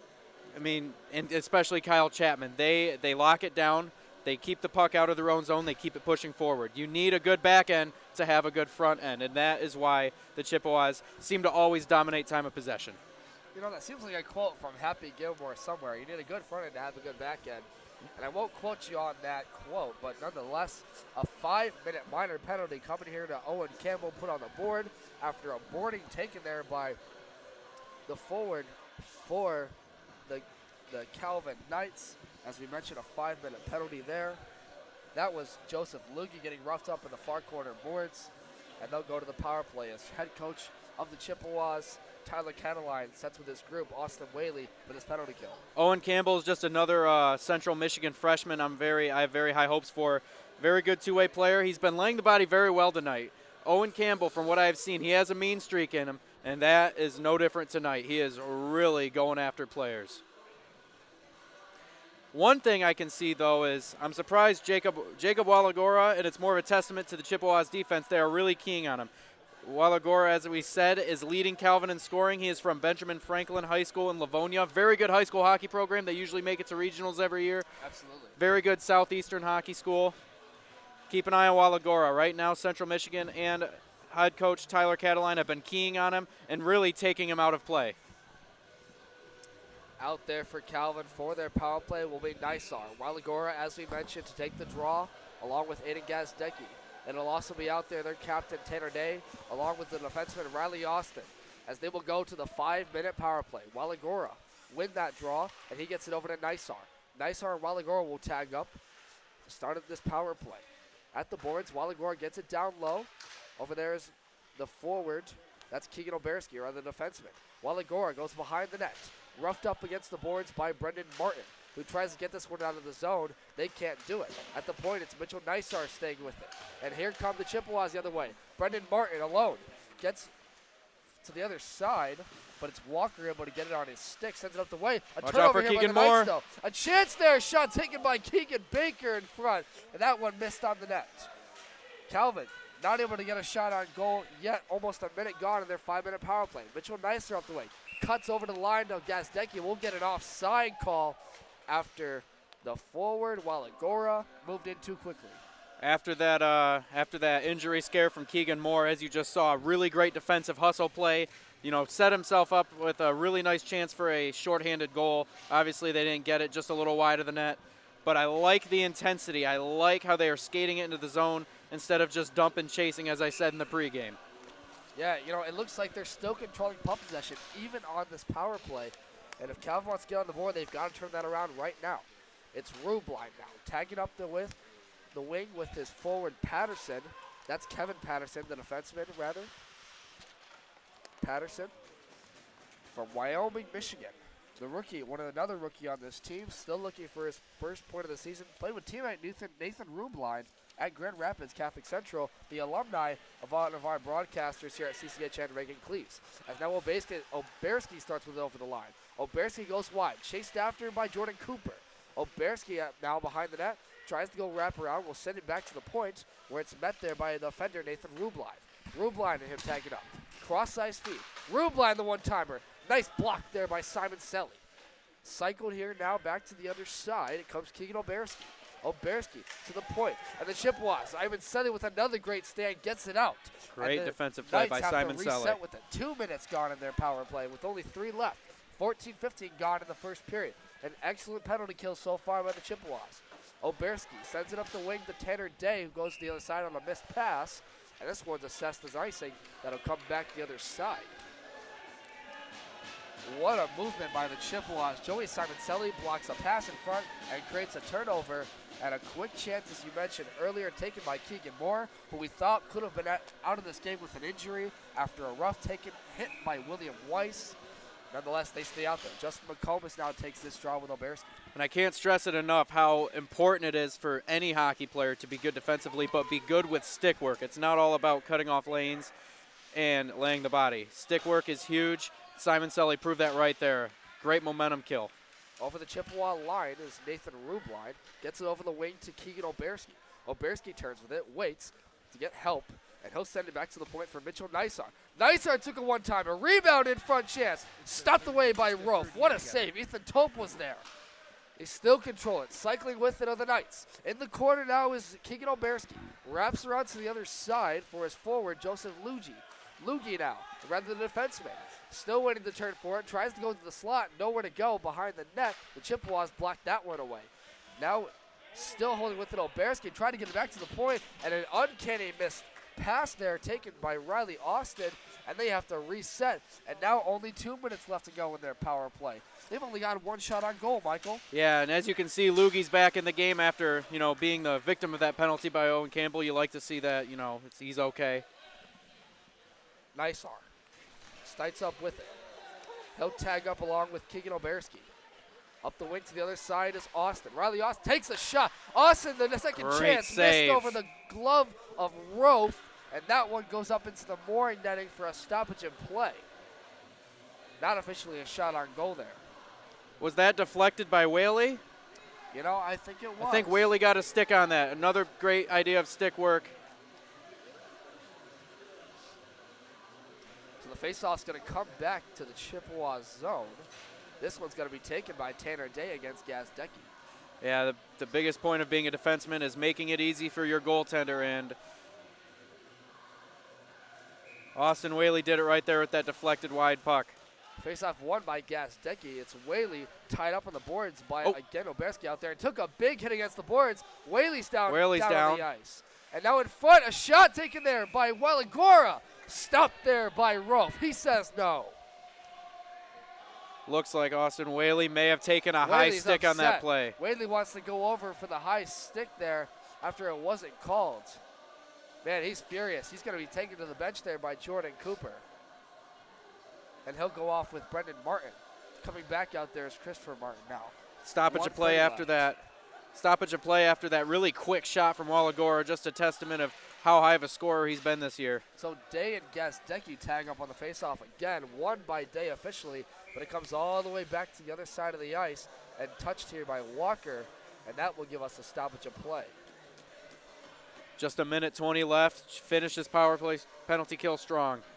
What are the Chippewas doing that's so effective? It looks like they're blocking shots in front, as you mentioned, getting the stick work in there. But Calvin's just not even setting up. It seems like there's some missed passes out there. Yeah, Calvin's not really had a quality chance since Benjamin Franklin High School product. Waligoro had the last stoppage of play with that wrist shot that got swallowed up by Rofe. Great defensive play by the Chippewas. Great stick work, as I've been saying. They've been cutting off the lanes. Jacob Waligoro, as we mentioned earlier, the top forward for this group out there with 5 goals, has yet to get one tonight. had a goal last night in the doubleheader game that went to overtime and tied. Simon Selly now back to this game. Simon Selly roughed up against the boards by Riley Austin. He controls. Back to the point for Nadu. Nadu and Jordan Cooper kill off more time in the power play with only a minute to go, and Kyle Chapman is fired up on the bench. Great play by this one Chips deep. defense. What a great job to kill some time there by Jay Nadu and Simon Selly. Justin McComas pursues after a group of Calvin players. That's Riley Austin sending it deep. Austin ahead the way to Zachary Seaman.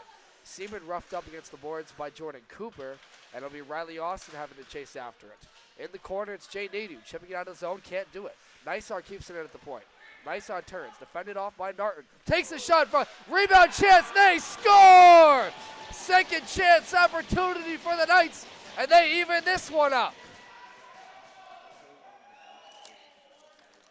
A second chance opportunity by Zachary Seaman, puts it in the back of the net after Rove couldn't handle it, and it took them all of the power play, Michael, but they get the first, the tying goal here. Seaman scored the goal, but it was definitely Nisar who made the play, getting the shot on net in the first place. He had really good stick work around our defensemen, and then a quick shot ripped it. Rove couldn't corral it, and now it's a 1-1 game. Zachary Seaman, his 5th goal on the season. That'll put him tied at first at goal scored with Jacob Waligoro, and he gets them even. Had a goal last night as well, his 2nd in the doubleheader weekend series. And now that'll give the Knights momentum as they set up shop again. Back to the point again, it's Joshua Wells now. Tags up with Nathan Rubline. Thrown to the net, blocked away there by Jacob Kosnick, and he'll get it out of the zone, and that'll officially end the power play. So now the Knights go 1 for 4 on their power plays tonight. The Chippewas only 2 for 3. Or rather 3 for 4. As Oberski tries to take it. Sticked away there by Nathan Rubline. He'll send it up the way for Keegan Oberski, I believe. And he's taken off the boards, rather Ethan Tope. Since that game-tying goal, I've already been seeing the Chips skating a little bit sloppily with a sense of almost desperation. You don't want desperation, but you need to skate with a sense of urgency. Tanner Day sends it deep in the zone after he got roughed up with Jacob Kosnick on the other side. We'll get a stoppage in play. Cannot stress enough, this Chips team cannot let the desperation lead to a foolish penalty to hurt them even more. So we'll come back out to the Chippewa zone for a face-off here. The Knights get even after a goal from Zachary Seaman on the 2nd chance opportunity after a shot taken by Michael Nisar from the point. Brendan Martin earlier scored a similar goal after a feed from Aiden Gazdecki. Rather, that wasn't a 2nd chance opportunity, but nonetheless, a scrappy goal gets them back in it just like that. As Roth, after another shot taken there by Narsar, gloved that one down for a stoppage in play. CMU must retain that sense of urgency, as I said. Keep applying pressure and do not go back on your heels. Keep driving forward. Yeah, these defenders for Calvin are doing a good job now cycling the puck and keeping it in the zone. Isaac Gibbs starts up the left wing. Takes a shot that was blocked near side by Walker. To the other side it comes now. Even though that was a tough angle, I like that shot selection from Gibbs. It tells me that he's still trying to get this win. We need to keep up the momentum and keep making offensive opportunities and getting that puck on net. St. Andre roughed up by a couple of Knights. They get it in the zone. They'll try to control with it. Anderson now, Avery Anderson, ties up here with Ethan Gill, and they can't keep it out of the zone. One-timer in front of the slot. Christopher Martin takes a shot, and that one fanned wide. That was Brendan Martin, rather. Great My defensive. goodness, Simon Selly got the turnover, and for some reason didn't shoot that in the slot. That was a great defensive play by number 66, Oberski for Calvin. Here Laying comes down Chippewas and again. stopping the Down low puck. to Martin. Another shot chance opportunity blocked off by Walker. Martin tries to take a shot, blocked away by Oberski. St. Andre controls. Roughed up against the boards by Tanner Day, and they'll get it out. Here comes Simon. Jordan Cooper blew a tire in his own end and sent this one back out to the other side. Justin McComas down low, tries to circle the net, goes in front for Porzanic, and the goaltender doesn't know where it is, and they motion it, it's in the net, or is it? They do score! They're calling it a goal! Porzanic from Justin McComas after Walker tried to lay down on it. And they're going to wave this one off, actually. There is no goal. The horn sounded. We saw Porzanek cheer, but no goal signaled yet. Did Walker sit down on that? My goodness, a second chance opportunity in front after Simon Selly saw that Walker didn't control it. The shot was taken by Justin McComas, but we're not going to get a signal yet. But right now, they're motioning no goal. Great play by McComas with the wraparound opportunity. I like where they're going with this game. McComas has been pretty quiet all game. Great opportunity. Man, our apologies there for the broadcast crew. We thought we had a goal on our hands. Nonetheless, we resumed play with 8:48 left to go in the second. Ooh. Jordan Cooper's getting scrappy out with there. Ethan Gill out there. The story of this game, the Chippy play. Here comes Seaman the other way. Great turnover affected there by Christopher Martin. Ooh. Gets it out of the zone. Here comes Rubline over the Chippewa line. Rubline takes a shot that went wide of the blocker of Roth. To the other side. At the wing is Porzanic, getting on a 1-on-2. Tries to dig a defender, can't do it. That was Joseph Lugie trying to get around, and Lugie gets it back out of the zone. Christopher Martin threw on the other side, but Jay Nadeau got Here we roughed go. up. And Here we go. Jordan Cooper there with Ethan Tope, and the referees are going to get in there. My goodness, once again, Michael, the Chippy play is getting worse. Cooper's a big guy, so is Tulp, and it's getting frisky out there. Wow. Looks like a slew foot at some point. Players were tripping. Yeah, and Cooper's going to go to the Both box teams for are that one. skating very urgent.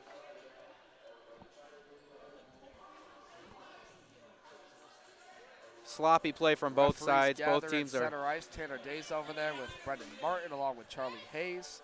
Also out there is Avery Anderson, the defenseman. Avery Anderson, the defenseman from Oak Park, Illinois, only has 1 assist on the season.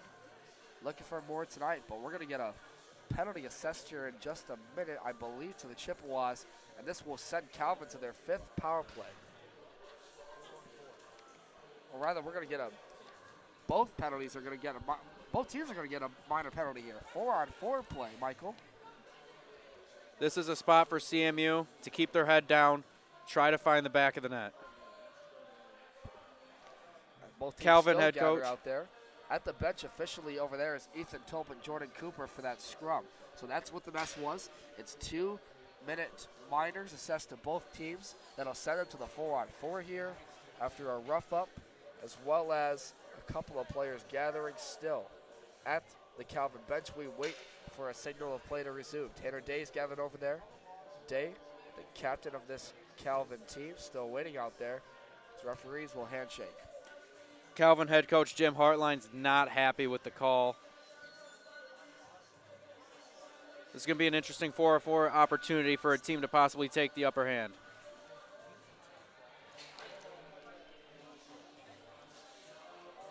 We're going to wait for confirmation when we get this to you folks. As a reminder, we want to give you thank you to everyone listening in at O'Kelly Sports Bar and Grill.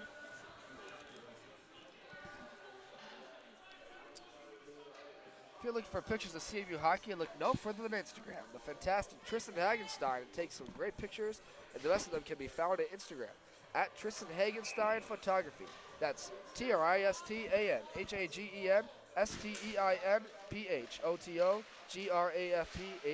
It's a long ad reel there for CMU hockey photos. As the minor penalty will come here to both teams, and they'll start up, set up shop in the Chippewa zone. Tagging up with Charlie Hayes is Kyle Chapman at the point. Nadeau has to try and get this out of the zone. He does, and Kyle Chapman tags up with McComas. 2-on-2. Chapman turns and waits at the point. He'll send this back down low to McComas to try to redirect one in front to no avail. Nadeau now, down low to McComas. Blocked off. Nice defensive stand there by Kevin Patterson of the Knights, and they'll get it up the wing. Thrown to the zone by Waligoro, who sends it back off the ice. Gets it down low to Tanner Day, who's there with Kyle Chapman. And Nadeau comes back the other way. Streaking in is Jay Nadeau, the sophomore. Nadeau takes a shot. Good shot selection. Stumped there by Walker.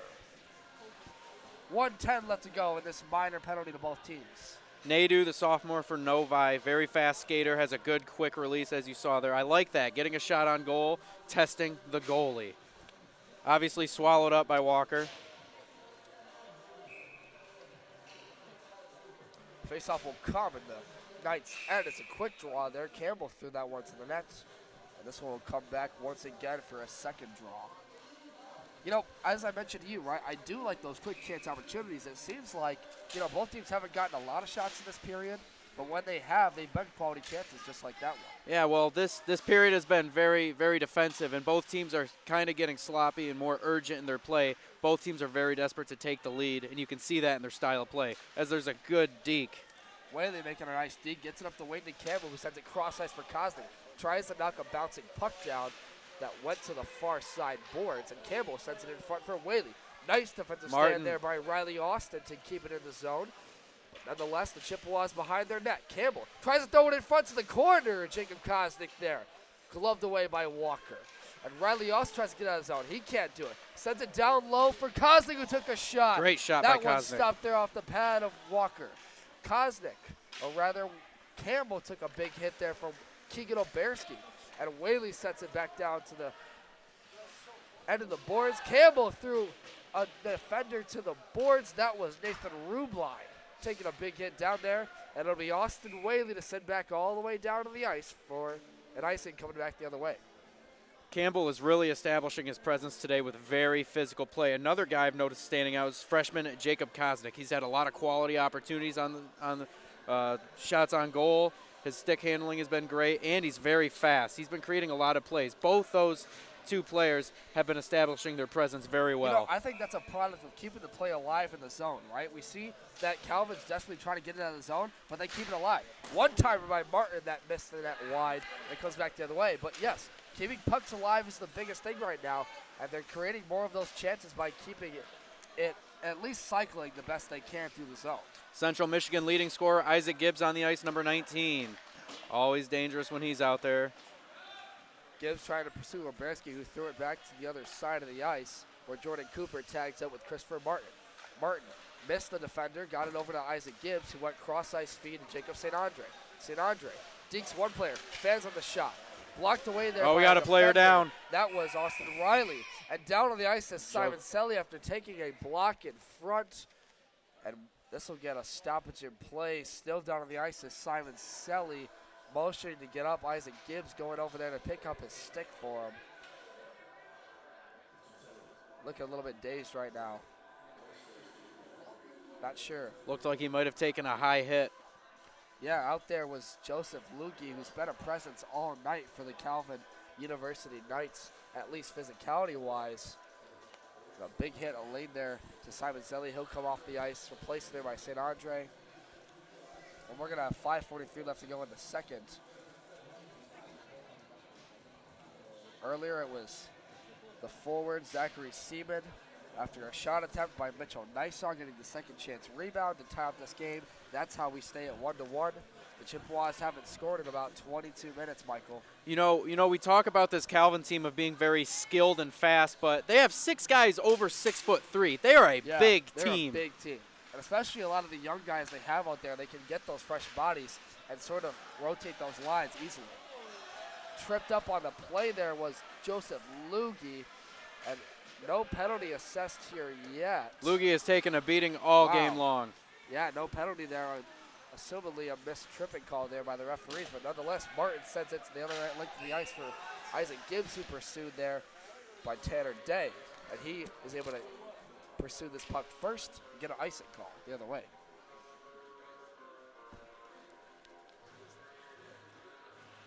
Yeah, wild. I mean, either a tripping call or some sort of penalty somehow wasn't called there. You know, Michael, maybe the referees are letting things go because they recognize this is a little bit more of a chippy game. You know, we've noticed maybe a few missed calls already tonight. Yeah, you notice that. They're letting them play for sure, and I think it's to the benefit of the game and both teams' performance. I think both teams can handle it, and I think both teams are performing very well, given the chippy play. These are two evenly matched teams in the MCHC. The Knights play in the MCHC West.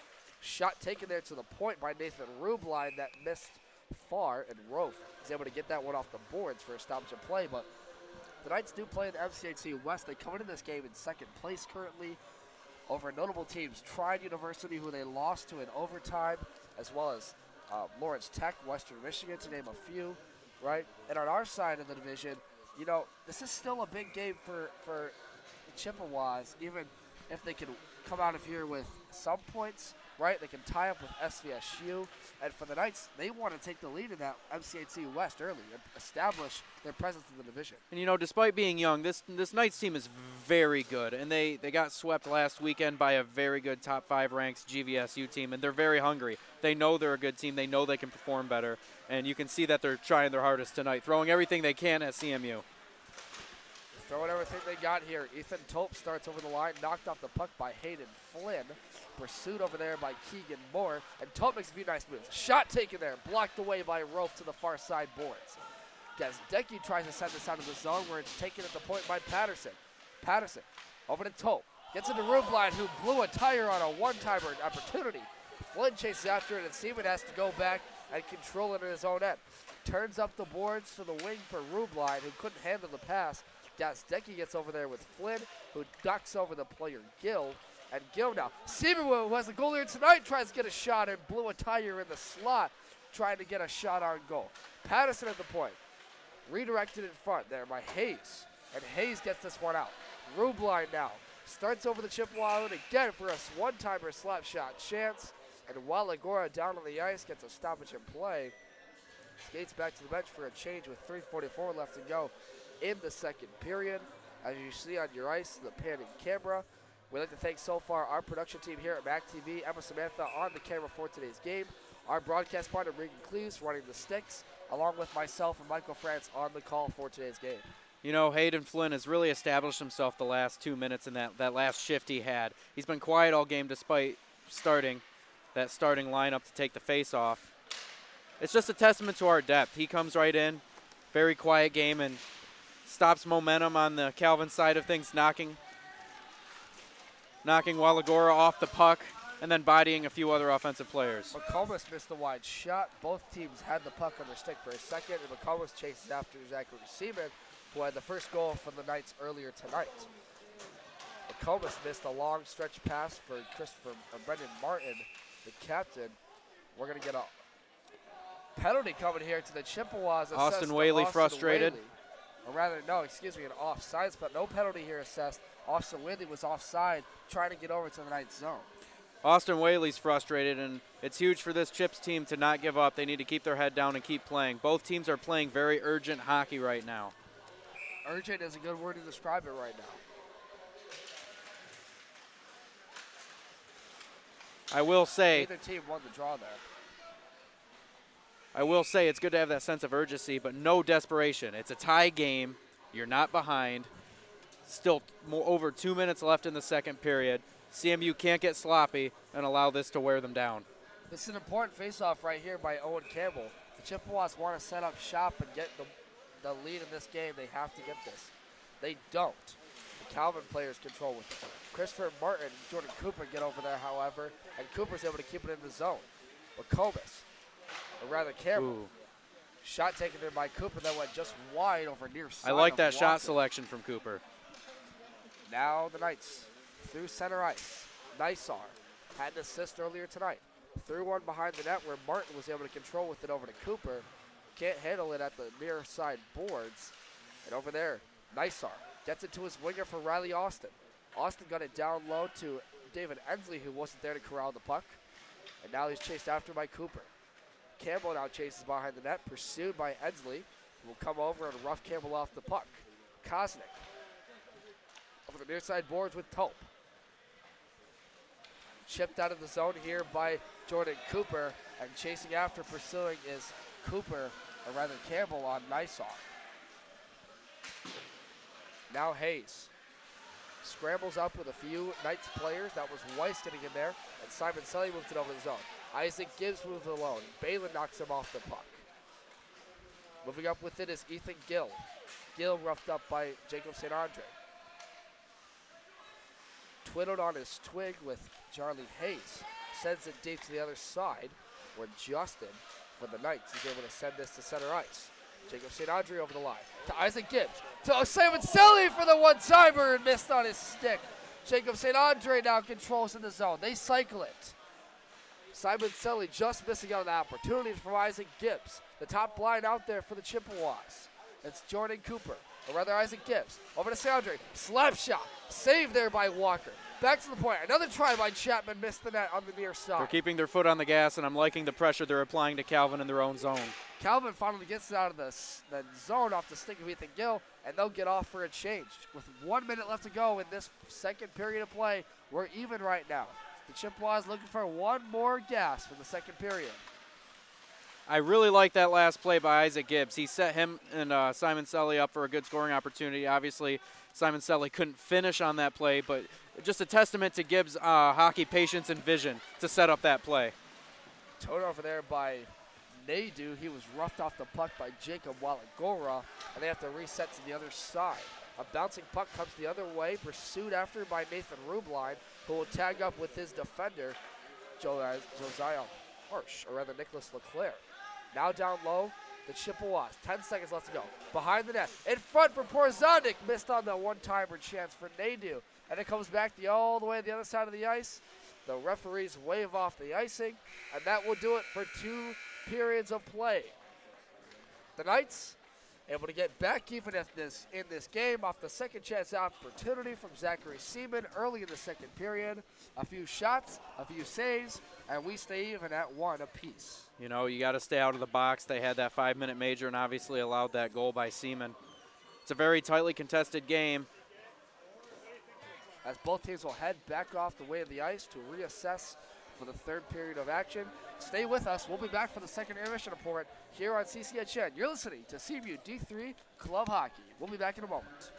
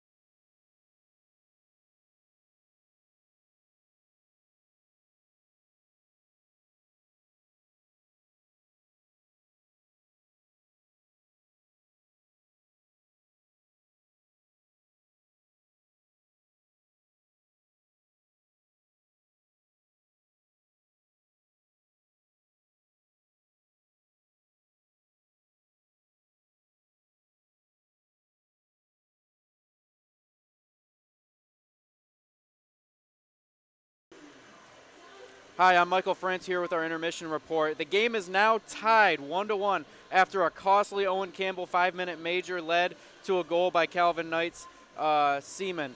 He scored on that shot, wide angle.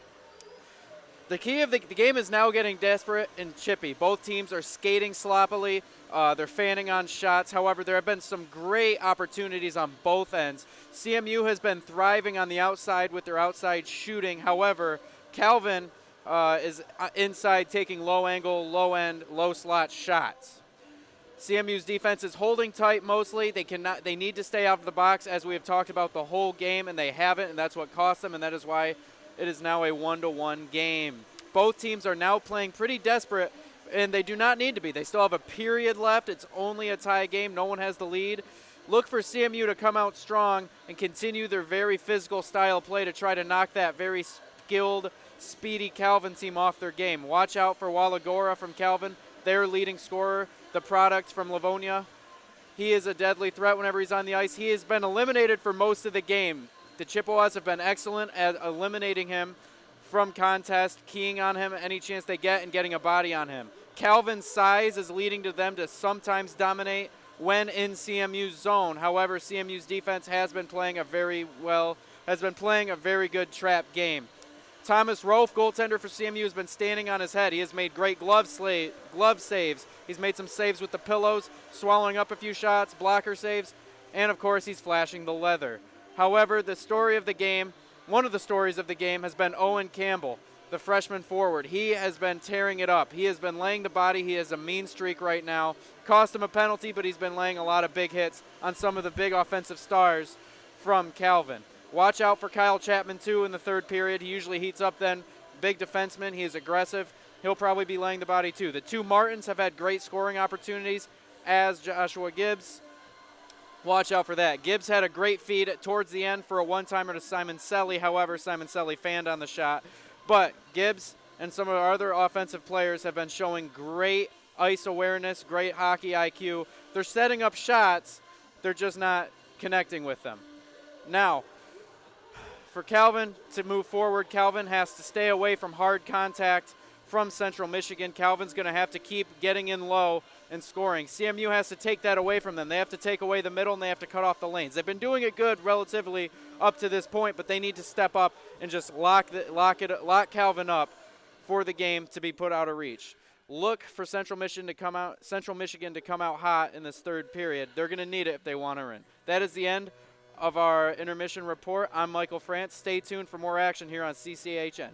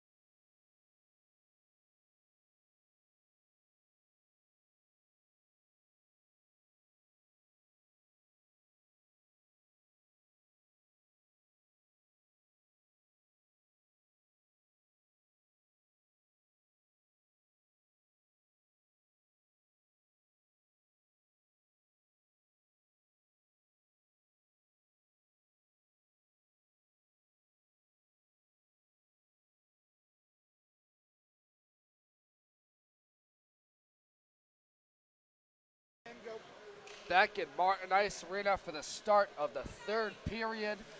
A tie game, 1-1 even, just like last night. The Chippewas and the Knights of Calvin University coming to this third period in a tie game, 1-1, after a goal scored by Zachary Seaman on a second half opportunity chance from the goal.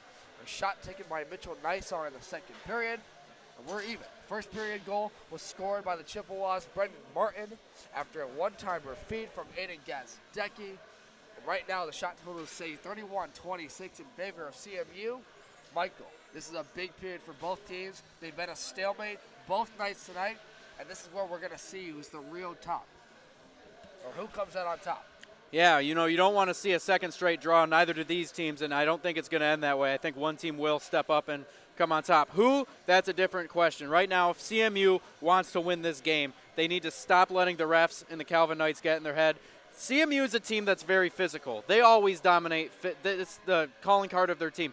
We can't let, towards the end of that second period, we can't let Calvin body us off the puck and take the upper hand in terms of physical play like they did at the end of that second period. They're going to have to regain the momentum that way. They cannot play sloppy anymore. They cannot make any more sloppy mistakes. One more chance for both teams in a heated rivalry doubleheader series. We're underway. Face-off won by the Chippewas. Simon Selly, big hit. Gives a big hit to number 86, Jacob Waligoro at the boards, and he'll keep it out. And a penalty's coming here to the Chippewas. That was Simon Selly getting in there on Waligoro. And that's going to be assessed to Isaac Gibbs, going to the bench. The power play is coming here to the Knights once again for a cross-checking. You can't do that if you're CMU coming right out of the gate. Again, a bad penalty. Bad mistake. That could cost them the lead. CMU, one of the best teams in the ACHA on 5-on-5, but 5-on-4, one of the worst so far in the MCHC. So we'll see. Simon Selly takes this draw against Tanner Day, and they win the draw. They keep it in the zone half there. Shot taken there by us for the point. Rebound in front, chance, and blocked away by Rowe, front wide. Tanner Day down low, another try by Seaman. Good job cutting off the lanes on that last offensive Simon set. Selly along the wing. Simon Selly tags up along with Jacob St. Andre, and he'll have to go back to the bench for a change. St. Andre killing off time on this power play with 1:30 left to go. You're with us from Martin Ice Arena in a heated tie game, 1-1 right now with the Chippewas and the Knights. I'm Devin Sarah on the call with Michael France for this game with Reagan Cleves on the sticks, Emma Samantha on the camera. We're going to get established and play real quick, but how about this game so far between these two fierce MCHC rivals? Well, you can look at this as the rubber match, and just like all good rubber matches, it's been hotly contested. It's been an intense game. It's been closely battled. And both teams, high emotions, very physical game. It's getting chippy out there. It could go either way at this point. We welcome you and those listening into the game, Adam Kelly Sports Bar and Grill. We'd like to thank all of our partners over at MAC TV as well for their coverage of this series. As a shot taken here by Waligoro. Got to watch out for Waligoro. Off the glove of Rowe. Back at the point, controlled here by a group of Knights at the point now, number 26. That's Joseph Lugie. Gets it over to Riley Austin, who sends it down low to Waligoro. Tanner Day over on the other side. Tags up with Zachary Seaman. Seaman down low to take a shot. Good defensive play. And a nice defensive stand by the Chippewas for a change with a minute gone in this power play. That was a really good play by Keegan Moore, wrangling that puck in and getting it out of the zone to kill some more time off this clock. 40 seconds left here in the power play. Killing some more time is the name of the game as the Chippewas stay in center ice. Jordan Cooper defends off forward for the Knights. That was number 97, Joshua Wells, trying to move in. And they'll kill off some more time as the Knights have to reset behind their net. We've been talking about the refs letting these boys play. Cooper just got lucky not getting a hooking call there.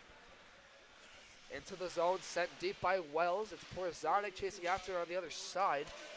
Blowing a tire is Ethan Tope behind the net of Rofe. And this one comes back downward Walker. And the Chippewas kill this power play off. Isaac Gibbs is going to come back out there for a change. And he'll tag up and get off the ice along with Owen Campbell. Now Ethan Tope moves in the zone. 1-on-4 against Chippewas. Defended in front. Rofe tries to glove one down. That's taken away by his forward Campbell. Now the Knights in the zone, keeping it alive. Keeping it alive still is Oberski in the zone. Finally getting it out of the zone is Porzanik. And they were able to tag up in their own end. That's Kyle Chapman sitting in the front. Patterson to the rebound to the other side, where he'll send it now to Campbell, who missed on the pass. Now Kevin Patterson sends it the other way once again, back and forth by both teams. Charlie Hayes on the far side boards. Long stretch pass attempted for Owen Campbell. That one missed, and that one resets to center ice. Jacob Kozik trying to move into the zone, knocked off the puck there by Bailey of the Knights, and he'll send it to the other side for a cross-ice feed over to Nathan Rublai. Tags up with Ensley.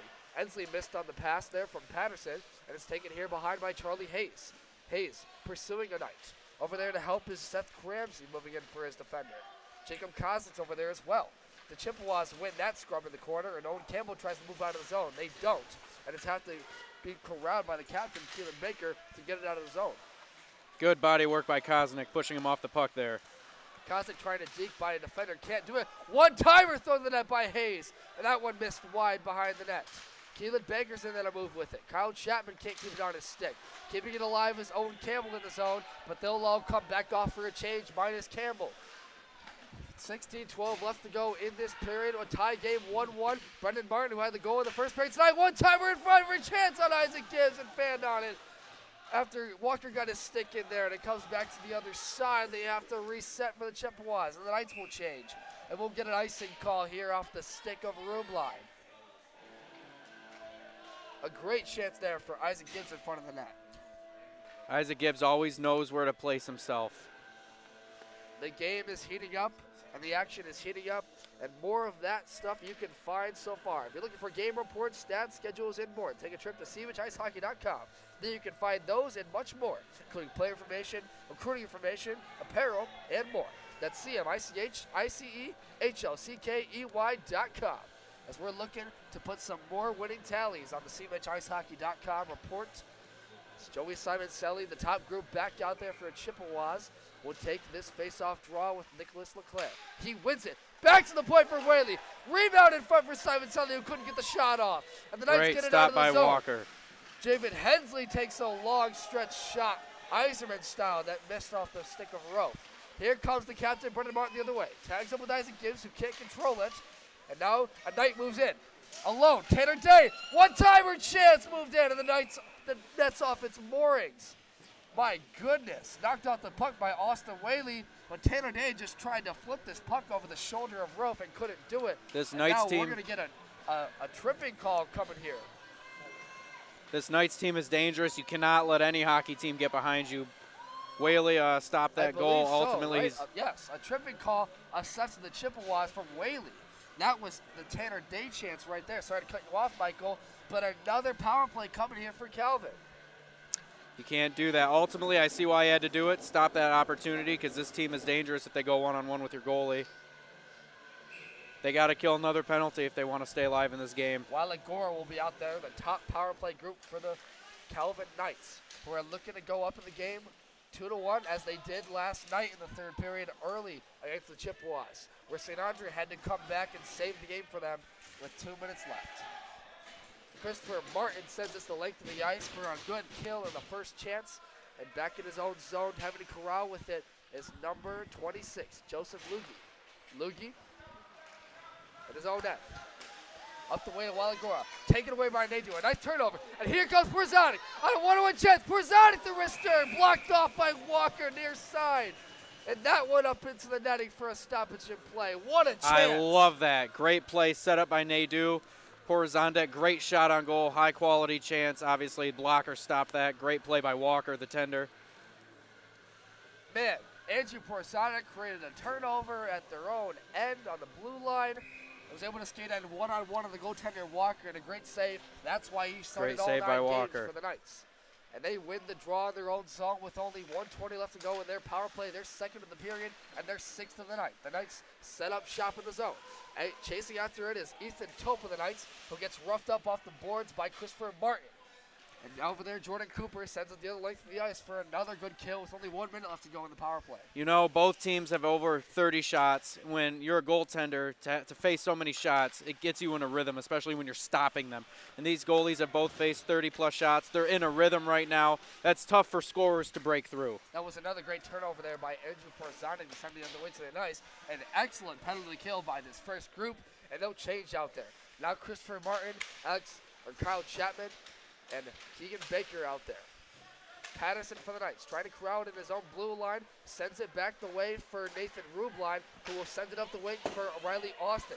Austin getting over to the Patterson, who missed on the pass. And Kyle Chapman trying to corral one that couldn't, came to row for a stoppage and play with 25 seconds to go. And as I touched on earlier, both these goaltenders have been standing on their heads. They've been facing both 30-plus shots. It's hard to fall out of a rhythm and become cold as a goaltender when you're facing so much action. These goalies are both locked in. They're not going to let in easy goals. It's going to take a lot to score. How about this Chippewa penalty kill so far, taking away the puck? Great turnovers by Andrew Borzanic, as I mentioned, and keeping everything to the outside on row.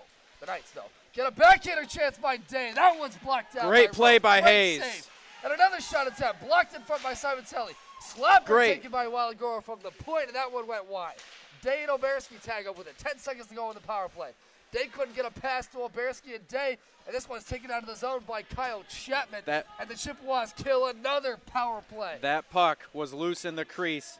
Charlie Hayes came up with one of the plays of the game, clearing that out of there. That was loose in the crease. It would have been a goal. A great save by Rolf and an even greater clear by Kyle Chapman. They get back to 5-on-5. The Chippewas need to get some momentum going, and they sure to do it with that power play penalty kill. As Waligoro took a wrister from the point that missed the net wide. Taken here over by Keegan Boberski, trying to get one in front. That was sticked away by St. Andre and up into the netting for a stoppage and play with 13:10 to go. That was a great play by Chapman right there, deflecting it up and out, stopping the shot. Kyle Chapman always knows where to put himself to make great plays as a defender. Man, you want to talk about what we talked about earlier with getting sticks in the lanes, taking away passing opportunities, the Chippewas keeping Calvin to the outside and not allowing only one shot on rope in the last 2 minutes of play. As Simon Selly and Isaac Gibbs tag up with it, trying to get it out of the zone.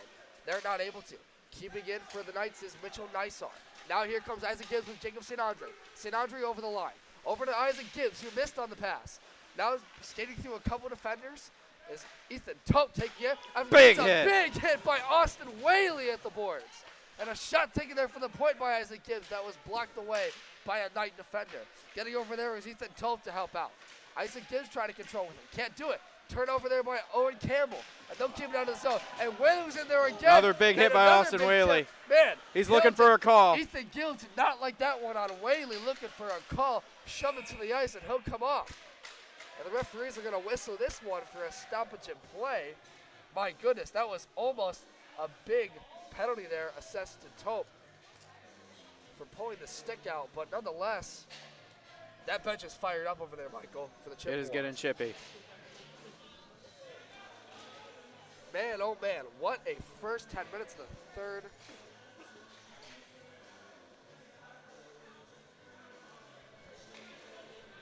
This one comes back to the Knights' end.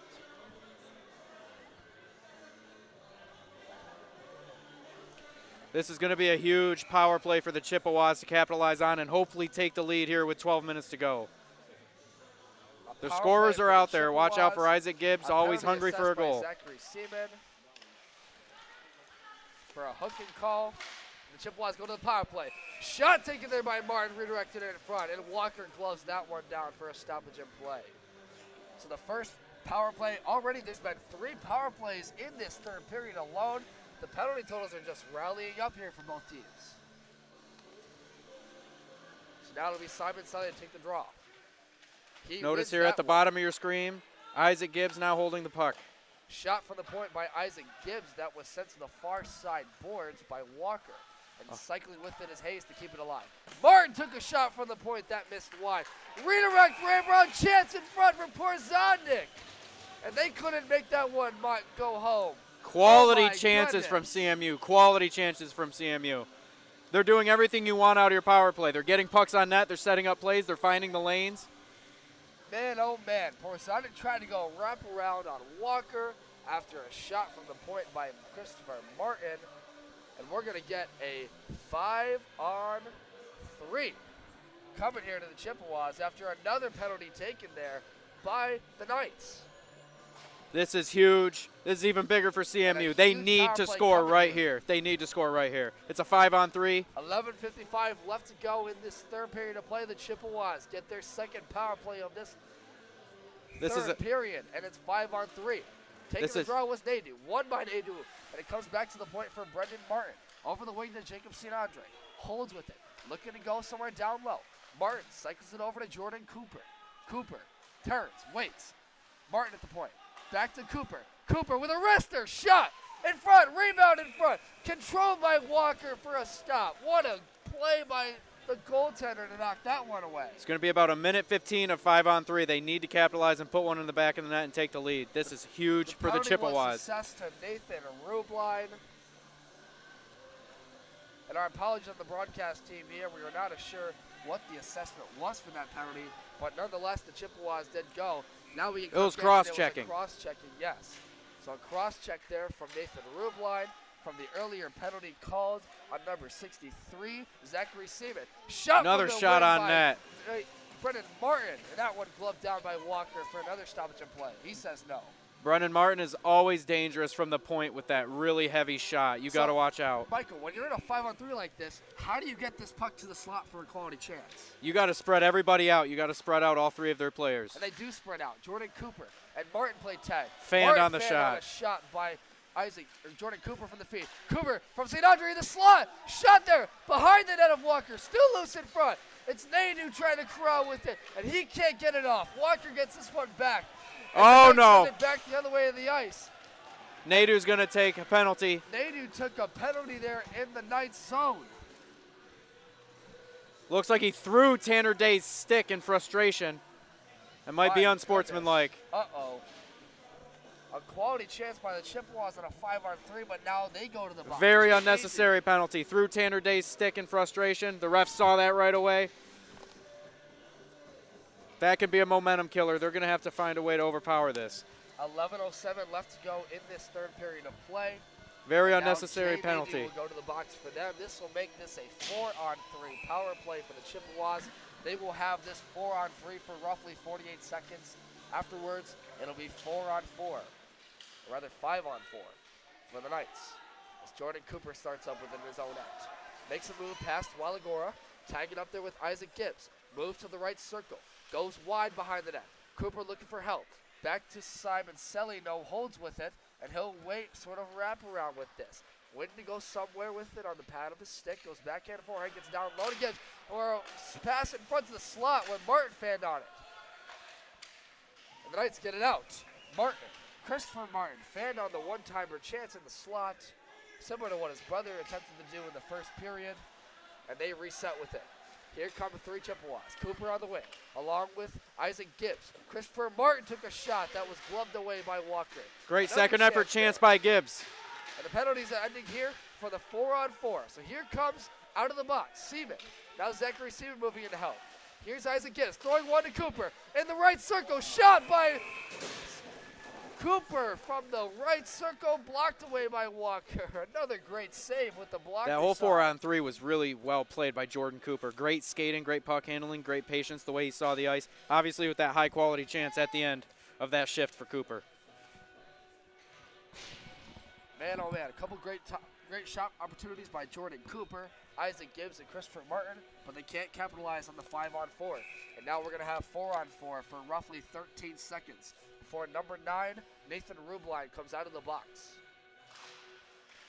Face-off won by Porzanik, comes to the point for Austin Whaley, who took a shot that was easily saved by the goaltender Walker with only 8 seconds left in this power play. 10:02 left to go in this third period, Michael. The action is heated up. This is probably the most shots we've seen through 10 minutes of a period so far in this game. Both teams at this point are just trying everything, trying to get the upper hand in this tightly contested game. CMU shot themselves in the foot with an unnecessary penalty to kill that 5-on-3 momentum.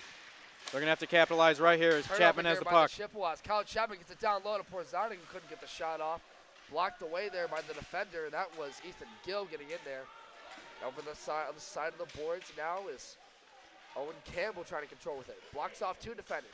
Goes circle wide and blocked away near side by Walker. Great shot by Campbell. Owen Campbell still has on his second. Great individual. Great puck handling by Campbell. Wow. Puck handling, dinking, turning, moving. My goodness. Getting around a couple of defenders. Campbell still at the boards. Making a couple great turns and finally gets it off his stick. Back to the point. What an effort. Owen Campbell just put on a clinic of edge work and stick handling. That was impressive. How about that one? And the referees are going to signal a stoppage in play after they said this puck went to the bench. And both teams are standing up on the benches now with 9 seconds left to go in what is now a very short power play for the Knights. This is a very good game. Isn't Owen it? Campbell right there. Amazing Isn't skating, amazing puck handling, just put everything on his back right there. Very good hands out of Campbell. I'll tell you what, Walker's been standing on his head tonight. The goaltender, Garrett Walker. And Thomas Rolfe, both goaltenders, like I said. Caledonia, Michigan, yeah. Both goaltenders really are the story of this game so far. So it'll be Ethan Tope along with Justin McComas to take the draw. Justin McComas wins that, but it's kept in the line now, rather And it not looks by like Riley Austin. And here comes Keegan Moore the other way. Moore over the line, trying to create a turnover. Tries to get a shot off, but he's knocked off there by the defender, Austin. And this one behind the net gets stopped up and swallowed by the goaltender, Walker. Man, the Chippewas, really, we haven't talked about it much. That was rather number 10, Keelan Baker, excuse me, from Grand Rapids, Michigan, with another great turnover. I've noticed that a lot. In the open ice, Michael, the Chippewas are dominating with their turnovers and spreading out the ice. It's all about cutting off the lanes and stick work. They keep pickpocketing this Calvin team. They just got to capitalize at this point whenever they're in the zone. Face-off won by the Chippewas. Brendan Martin took a wrister shot from the Weak point shot that by missed Martin. Wide. It was didn't get much on it, and Whaley sent it to the other side, trying to get it over to McComas. Big hit. Roughs up a Knight on the far near side boards, and Jay Nadu comes in to chase after him. Nadu tags up with Baker on the other side. You see them in the corner.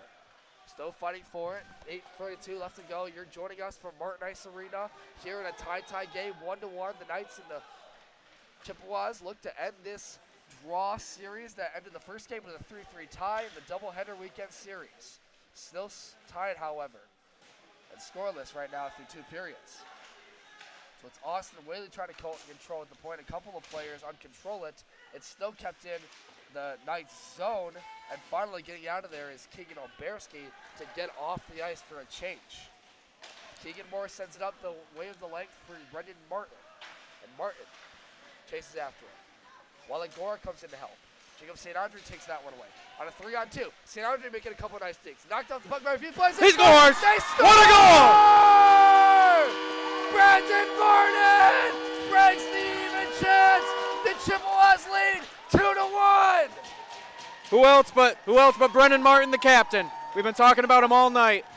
Jacob St. Andre threw a puck in front that was finished off by Brendan Martin for his second goal of the night. And the Chippewas finally break the even strength. They are the better team in 5-on-5, and they prove it. They get one up. Who else but the senior captain defenseman from Novi, Michigan, Brendan Martin? We've been talking about him all night. He's always putting himself, even as a defenseman, in a place to score, just like that, receiving the feed from St. Andre. An absolutely huge goal is an understatement. The Chippewas break the ice. Michael, this is their first third-period lead against the Knights in both games. It's huge for momentum. It's huge for the outcome. They need to keep their foot on the gas, though. Don't lean back now. And now Calvin starts up with it. And they're going to be the ones trying to make it back even, just like the Chippewas did last night. With 7:30 left to go, they don't got much time to do it. Jordan Cooper now tries to send this back to the other end of the Knights' zone. Jacob Cosner Big gets hit by roughed up on the Seaman. boards by Seaman. And this one comes back to behind the net, where it's controlled by Ethan Tope. Tope makes a few moves. Sends it to the boards, over to his defender, Riley Austin. Austin's not able to get it up the stretch pass, and Jacob Kozlik sends this back to the other side. Owen Campbell now. Kozlik pursuing a group of players. Seaman missed a cross-ice feed from a Knights defender, and Christopher Martin sends this back to the zone, and they'll come off for a change. Now tagging up with it for the Knights. Joseph Lugan, they need a goal really bad here. Seaman sends a long stretch shot there, defended easily by Roth. 6:46 left to go. Face-off will come to the Chippewa zone. Brendan Martin, obviously, as of now, a favorite for first star of the game. Scores our only 2 goals. Kind of reminiscent of like a Morgan Riley or a John Carlson. He does it all. He's a two-way player. He can score as a defenseman. He's one of our top scorers. He's our captain. He's our leader, the heartbeat of this team. They're going to need more leadership to finish off this game. Nadu sends one back into the Knights zone, where it's corralled there by Nathan Rubline to the other side. tags up there with Avery Anderson. Anderson sends one ahead for David Ensley, who can't get it out of his own zone. On the other side, the Chippewas doing a great job defensively to not allow the Knights to get into their zone. They finally do. It's Kyle Chapman's getting in there with Rubline. Big hit by Chapman with the hip check. Gets assessed a big hit. Now to the point. Kept in by Ensley. Ensley trying to stay with it, can't do it. And McComas. Oh, big open ice hit. Open ice hit there by Rubline, and McComas tied up there. Oh my goodness. Justin McComas has not seen much ice time tonight, but when he does, that's about the 4th or 5th big hit he's had. He's making his presence known with the body. Isaac Gibbs streaked in, and that one was stopped there by Walker to glove that one down. We talked about the Chippy play all night, Michael. We just saw another little bit of it there. What do you think is going through Calvin's mind right now? If you're head coach of the Calvin Knights, Jim Hartline, what are you trying to tell your players? Keep your head up, avoid the hard contact, definitely skate through the soft contact when you can. But it's been very hard for them to avoid because every player on this CMU team can lay the body. Big hits and even bigger moments. The definition of this game is the puck was sticked up and chipped out of play by the defender, Keegan Oberski. Even the smaller players like Keegan Moore or Luke Wild, forwards too, they are laying the body tonight. Everybody is being very physical. You know, how about, I want to notify a big defender. How about Kyle Chapman tonight? Hasn't gotten the score sheet tonight, but you know, he's been a big body defenseman in their own end, keeping a lot of these pucks away from the slot area for the Knights. You know, Kyle Chapman is one of my players to watch tonight just for that reason. Big body defenseman. He's always well positioned to lay the body. I mean, just in our own zone a while ago, had a huge hip check to knock a guy off balance and push him off the puck and kill momentum and save a goal in that way. Absolutely. Momentum is the strength of this game. It's the goal, the defender, who scored both goals in this game for the Chippewas. Brendan Martin sent a long stretch shot that was easily sticked away by Walker. Brendan Martin sends one deep to the Knights zone. He'll come back off for a change as the fans are assessing this Chippewa team to get going. As Austin Whaley chips up there. Lots of yelling and screaming going on this side of the ice by a couple of fans. Rope stops that one down after a long shot by Tanner Day.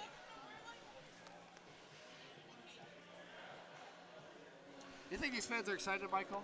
These fans are very very excited. They want this 5 minutes and 22 seconds to go down fast. This has been an exciting game. It's been a very great game. I haven't called at least too many games for the Chippewas that have gone down to the wire like this one, at least in the regular season. But it's been a treat to watch so far, and it's been a treat to be on the call with you today, Michael, in our first It's been a treat. Play-by-play call together.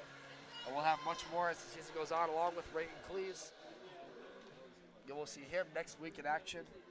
Again, Ethan Tope this time will take the draw for the Chippewas, or for the Knights, excuse me. I just really like to thank everyone. You know, you, Reagan, Emma, Samantha filling in on the camera roll, our social media, our photography crew. It really creates a great atmosphere for hockey. Face-off one here by the Chippewas, not able to be kept in the zone. It comes back to the other side. Next game for the Chippewas consists of heading to Michigan State. They will play the Michigan State Spartans at their arena on November 19th, as well as November 20th for next week's doubleheader series. And they're looking to close this one out tonight with the win. As Owen Campbell skates over the line of the Knights zone. Campbell takes a shot near side that missed just wide over the head of Walker. Great shot by Owen Campbell. Chippewas controlling the 5-on-5 open ice play so far. Trying to close this one out tonight after a key goal scored by Brendan Martin off the stick of Jacob St. Andre and a feed in front. Got to be careful creating turnovers in your own zone. A nice hit to the body laid by Porzanic on the defender, Oberski. The Knights keep it in the zone. Tanner Day trying to skate with it gingerly, who sent it to the near side boards for Oberski. That was taken away by Porzanic, and he flips it out of the zone. Jay Nadu trying to take it up ice in the open zone, can't do it, and Oberski skates back into the zone for a long point shot that was easily gloved down by Rope with 4:10 to go. I'm noticing that the Knights are not doing a great job of getting quality chances like they were in the second period. They're not. CMU is playing them physical, and I don't think the Knights can handle it right now. I think that last goal by CMU really deflated them. They're not even playing with urgency. They're deflated. They have no energy. I don't see it either. But they're going to need one right here if they want to get back in this game. Joshua Wells sends one in front. A shot attempt saved by Rowe. And he sends it aside from Simon Sully. That was taken by Nathan Rublai. Risky but smart move by Rolf to not freeze it and keep this clock running. Good idea. A greater point, Michael, as the Chippewas will change off their own ice, and the Knights have to send it back up. Tired bodies out there. It looks like Riley Austin just trying to send one to the open ice, and he's looking for a change. Austin sends it up to his forward. Bad turnover there. Jingo St. Andre moves in. Takes off the boards by Seaman, who keeps it in the zone. Simon Selly rips it off the board for down low to Gibbs, and Gibbs behind his own net. Tries to send it in front for Simon Selly, who fan on the shot attempt. Simon Selly caught out of position there, didn't really see the puck coming. Now Chapman sends it up the way for Keelan Baker. Off the board, Simon Selly. Comes back off the ice for a change with Jacob Kosnick and Owen Campbell coming back out there. The freshman duo getting back out of the ice. And as well as Austin Whaley. 3 minutes left to go. Look for the goaltender. Walker to be pulled very soon. We'll let you know when it happens.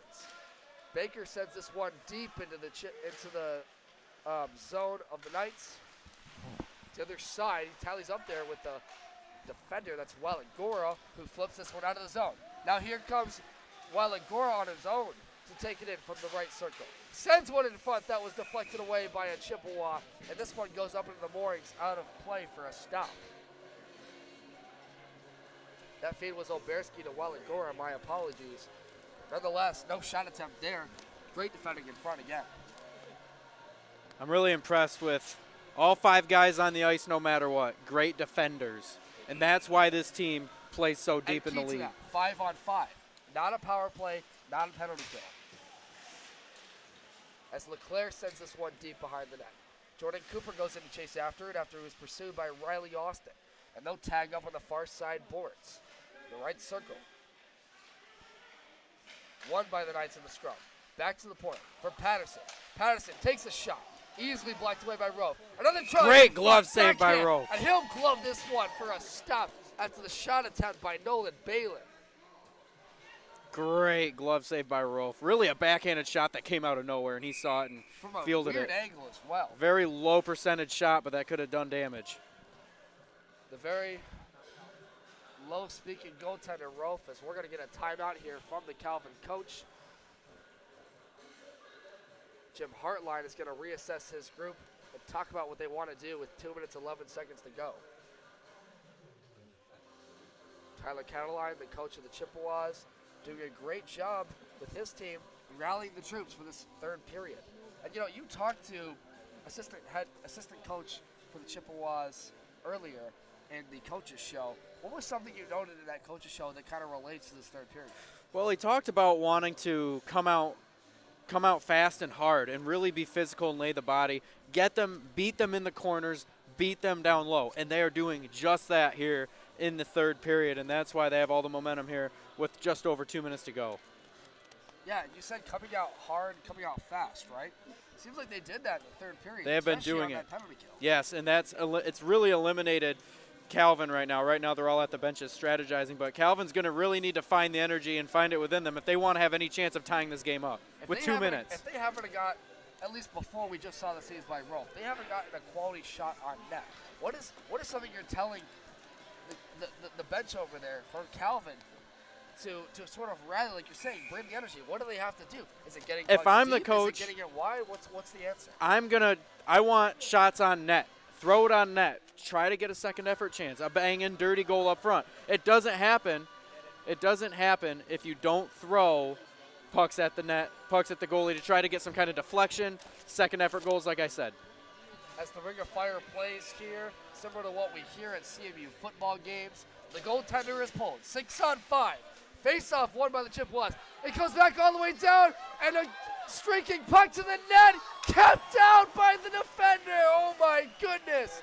Charlie Hay sends one to the other side of the ice. That almost went over the line. A save there by Jacob Waligoro to keep it in the net. Shot taken by Oberski in front.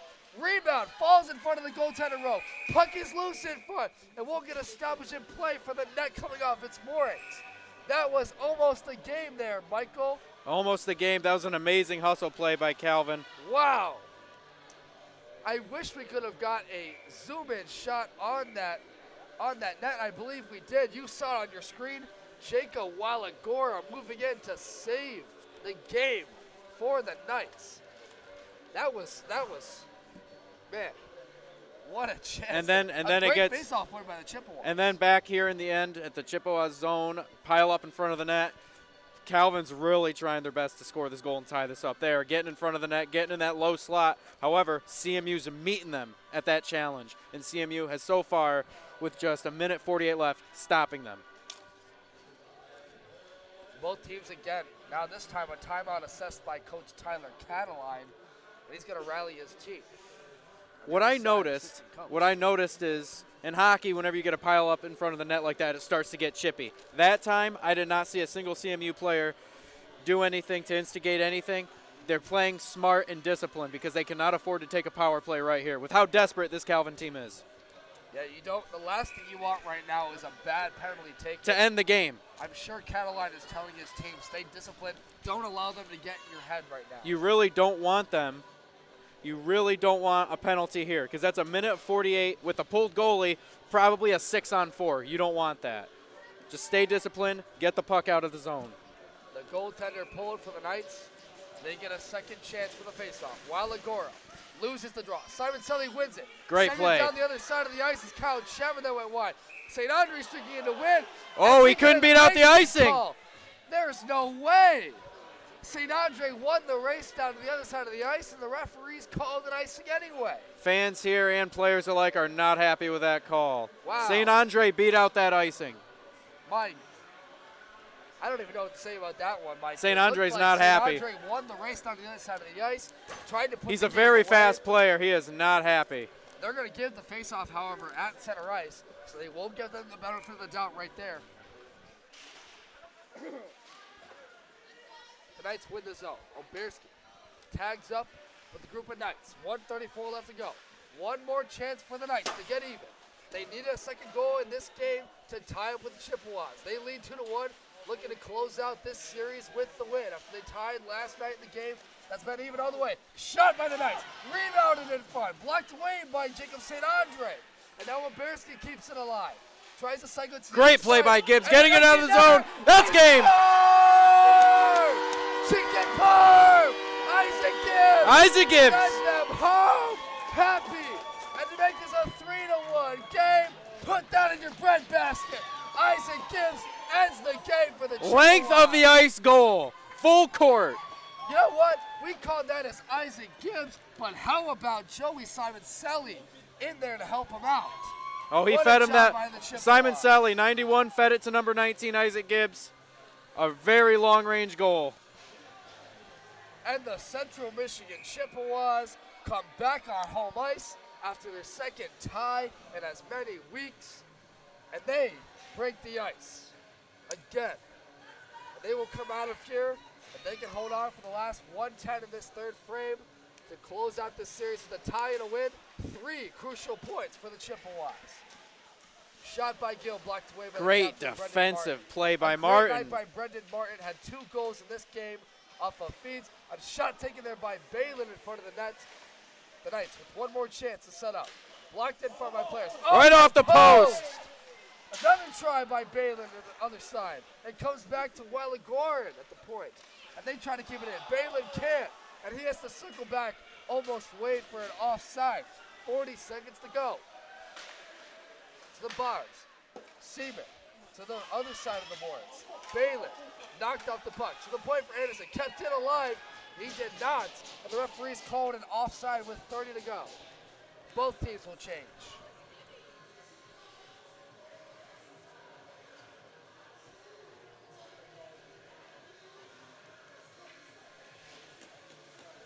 Isaac Gibbs, the star freshman from Novi High School, puts it away for the Chippewas. Oh, great win by Campbell. The leading goal scorer, Campbell with a nice move. Owen Campbell on an individual effort gets around 4 defenders. Owen Campbell Service with showing another point. Owen Campbell once again right there showing off that amazing edge work he has. The Chippewas in 15 seconds, ascending their dominance in this game. They come back on home ice after the tie last night in a big third period goal by St. Andre. This one scored by Isaac Gibbs to finish it off. And the Chippewas come back on home ice to take the weekend series. They win this game 3-1 over the Knights, who had an early goal scored by Zachary Seaman, but it's not enough. And the Chippewas come out of here with a win, ending this third period with the final 2 goals to win the game. Now they can look ahead to a tough team at Michigan State. A tough team indeed, but how about this weekend series by both of these opponents? Both teams played phenomenal today. The greatest weekend series by Calvin and Central Michigan in 3 years. And both teams showed their dominance, why they are MCHC powerhouses, both in the East and in the West, as both teams gather at center ice for the handshakes. The stories of these games, Thomas Rofe, Brendan Martin, and a couple other defenders, as we mentioned, Kyle Chapman. We'll get to our star players of the night for this game between Calvin and Central Michigan. The final score here, 3-1 in Mount Pleasant in favor of the Chippewas. We'll be back to wrap this game up for the post-game report, brought to you by SandwichIceHockey.com. Stay with us live on CCHN.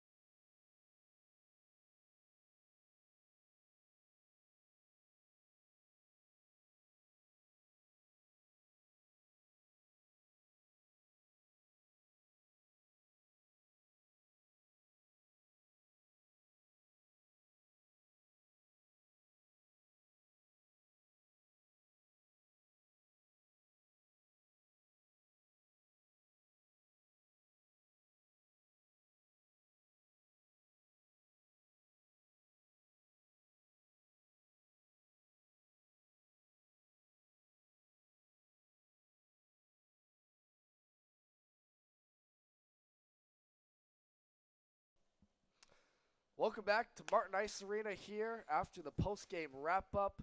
The final score here, the Central Michigan Chippewas 3, Calvin University Knights 1. After a back-and-forth game that went both ways through the first 2 periods of frame, the Chippewas get 2 goals in the third period, one scored by Brendan Martin to put the game ahead, and Isaac Gibbs to ice it with 2 minutes left to go in this game. What an effort by both teams tonight, right, Michael.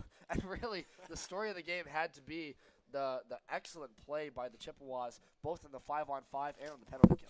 Well, as you would say during broadcast, we are one of the best 5-on-5 hockey teams probably in the whole ACHA Division III.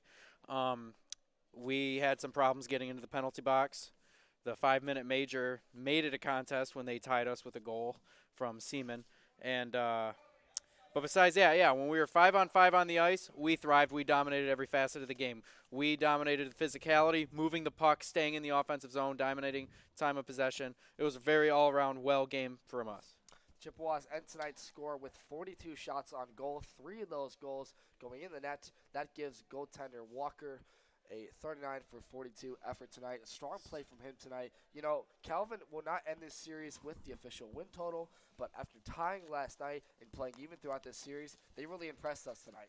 They're a good team. They're all of their number 11 ranking. They have a tough test next weekend against Hope, but the reigning national champion. Yeah. But as for this weekend, they have nothing to be disappointed about in terms of wins and losses. They had a great performance. Absolutely. Now time for our 3 stars of the game presented by SeamanIceHockey.com. You've got the 3rd star of the game. 3rd star of the game, Zachary Seaman, freshman forward out of from Calvin. He had their only goal. He played a lot of great offensive and defensive hockey throughout the game too. He's a fast player. He's small, but he's very fast, and a lot of pickpocketing on defense.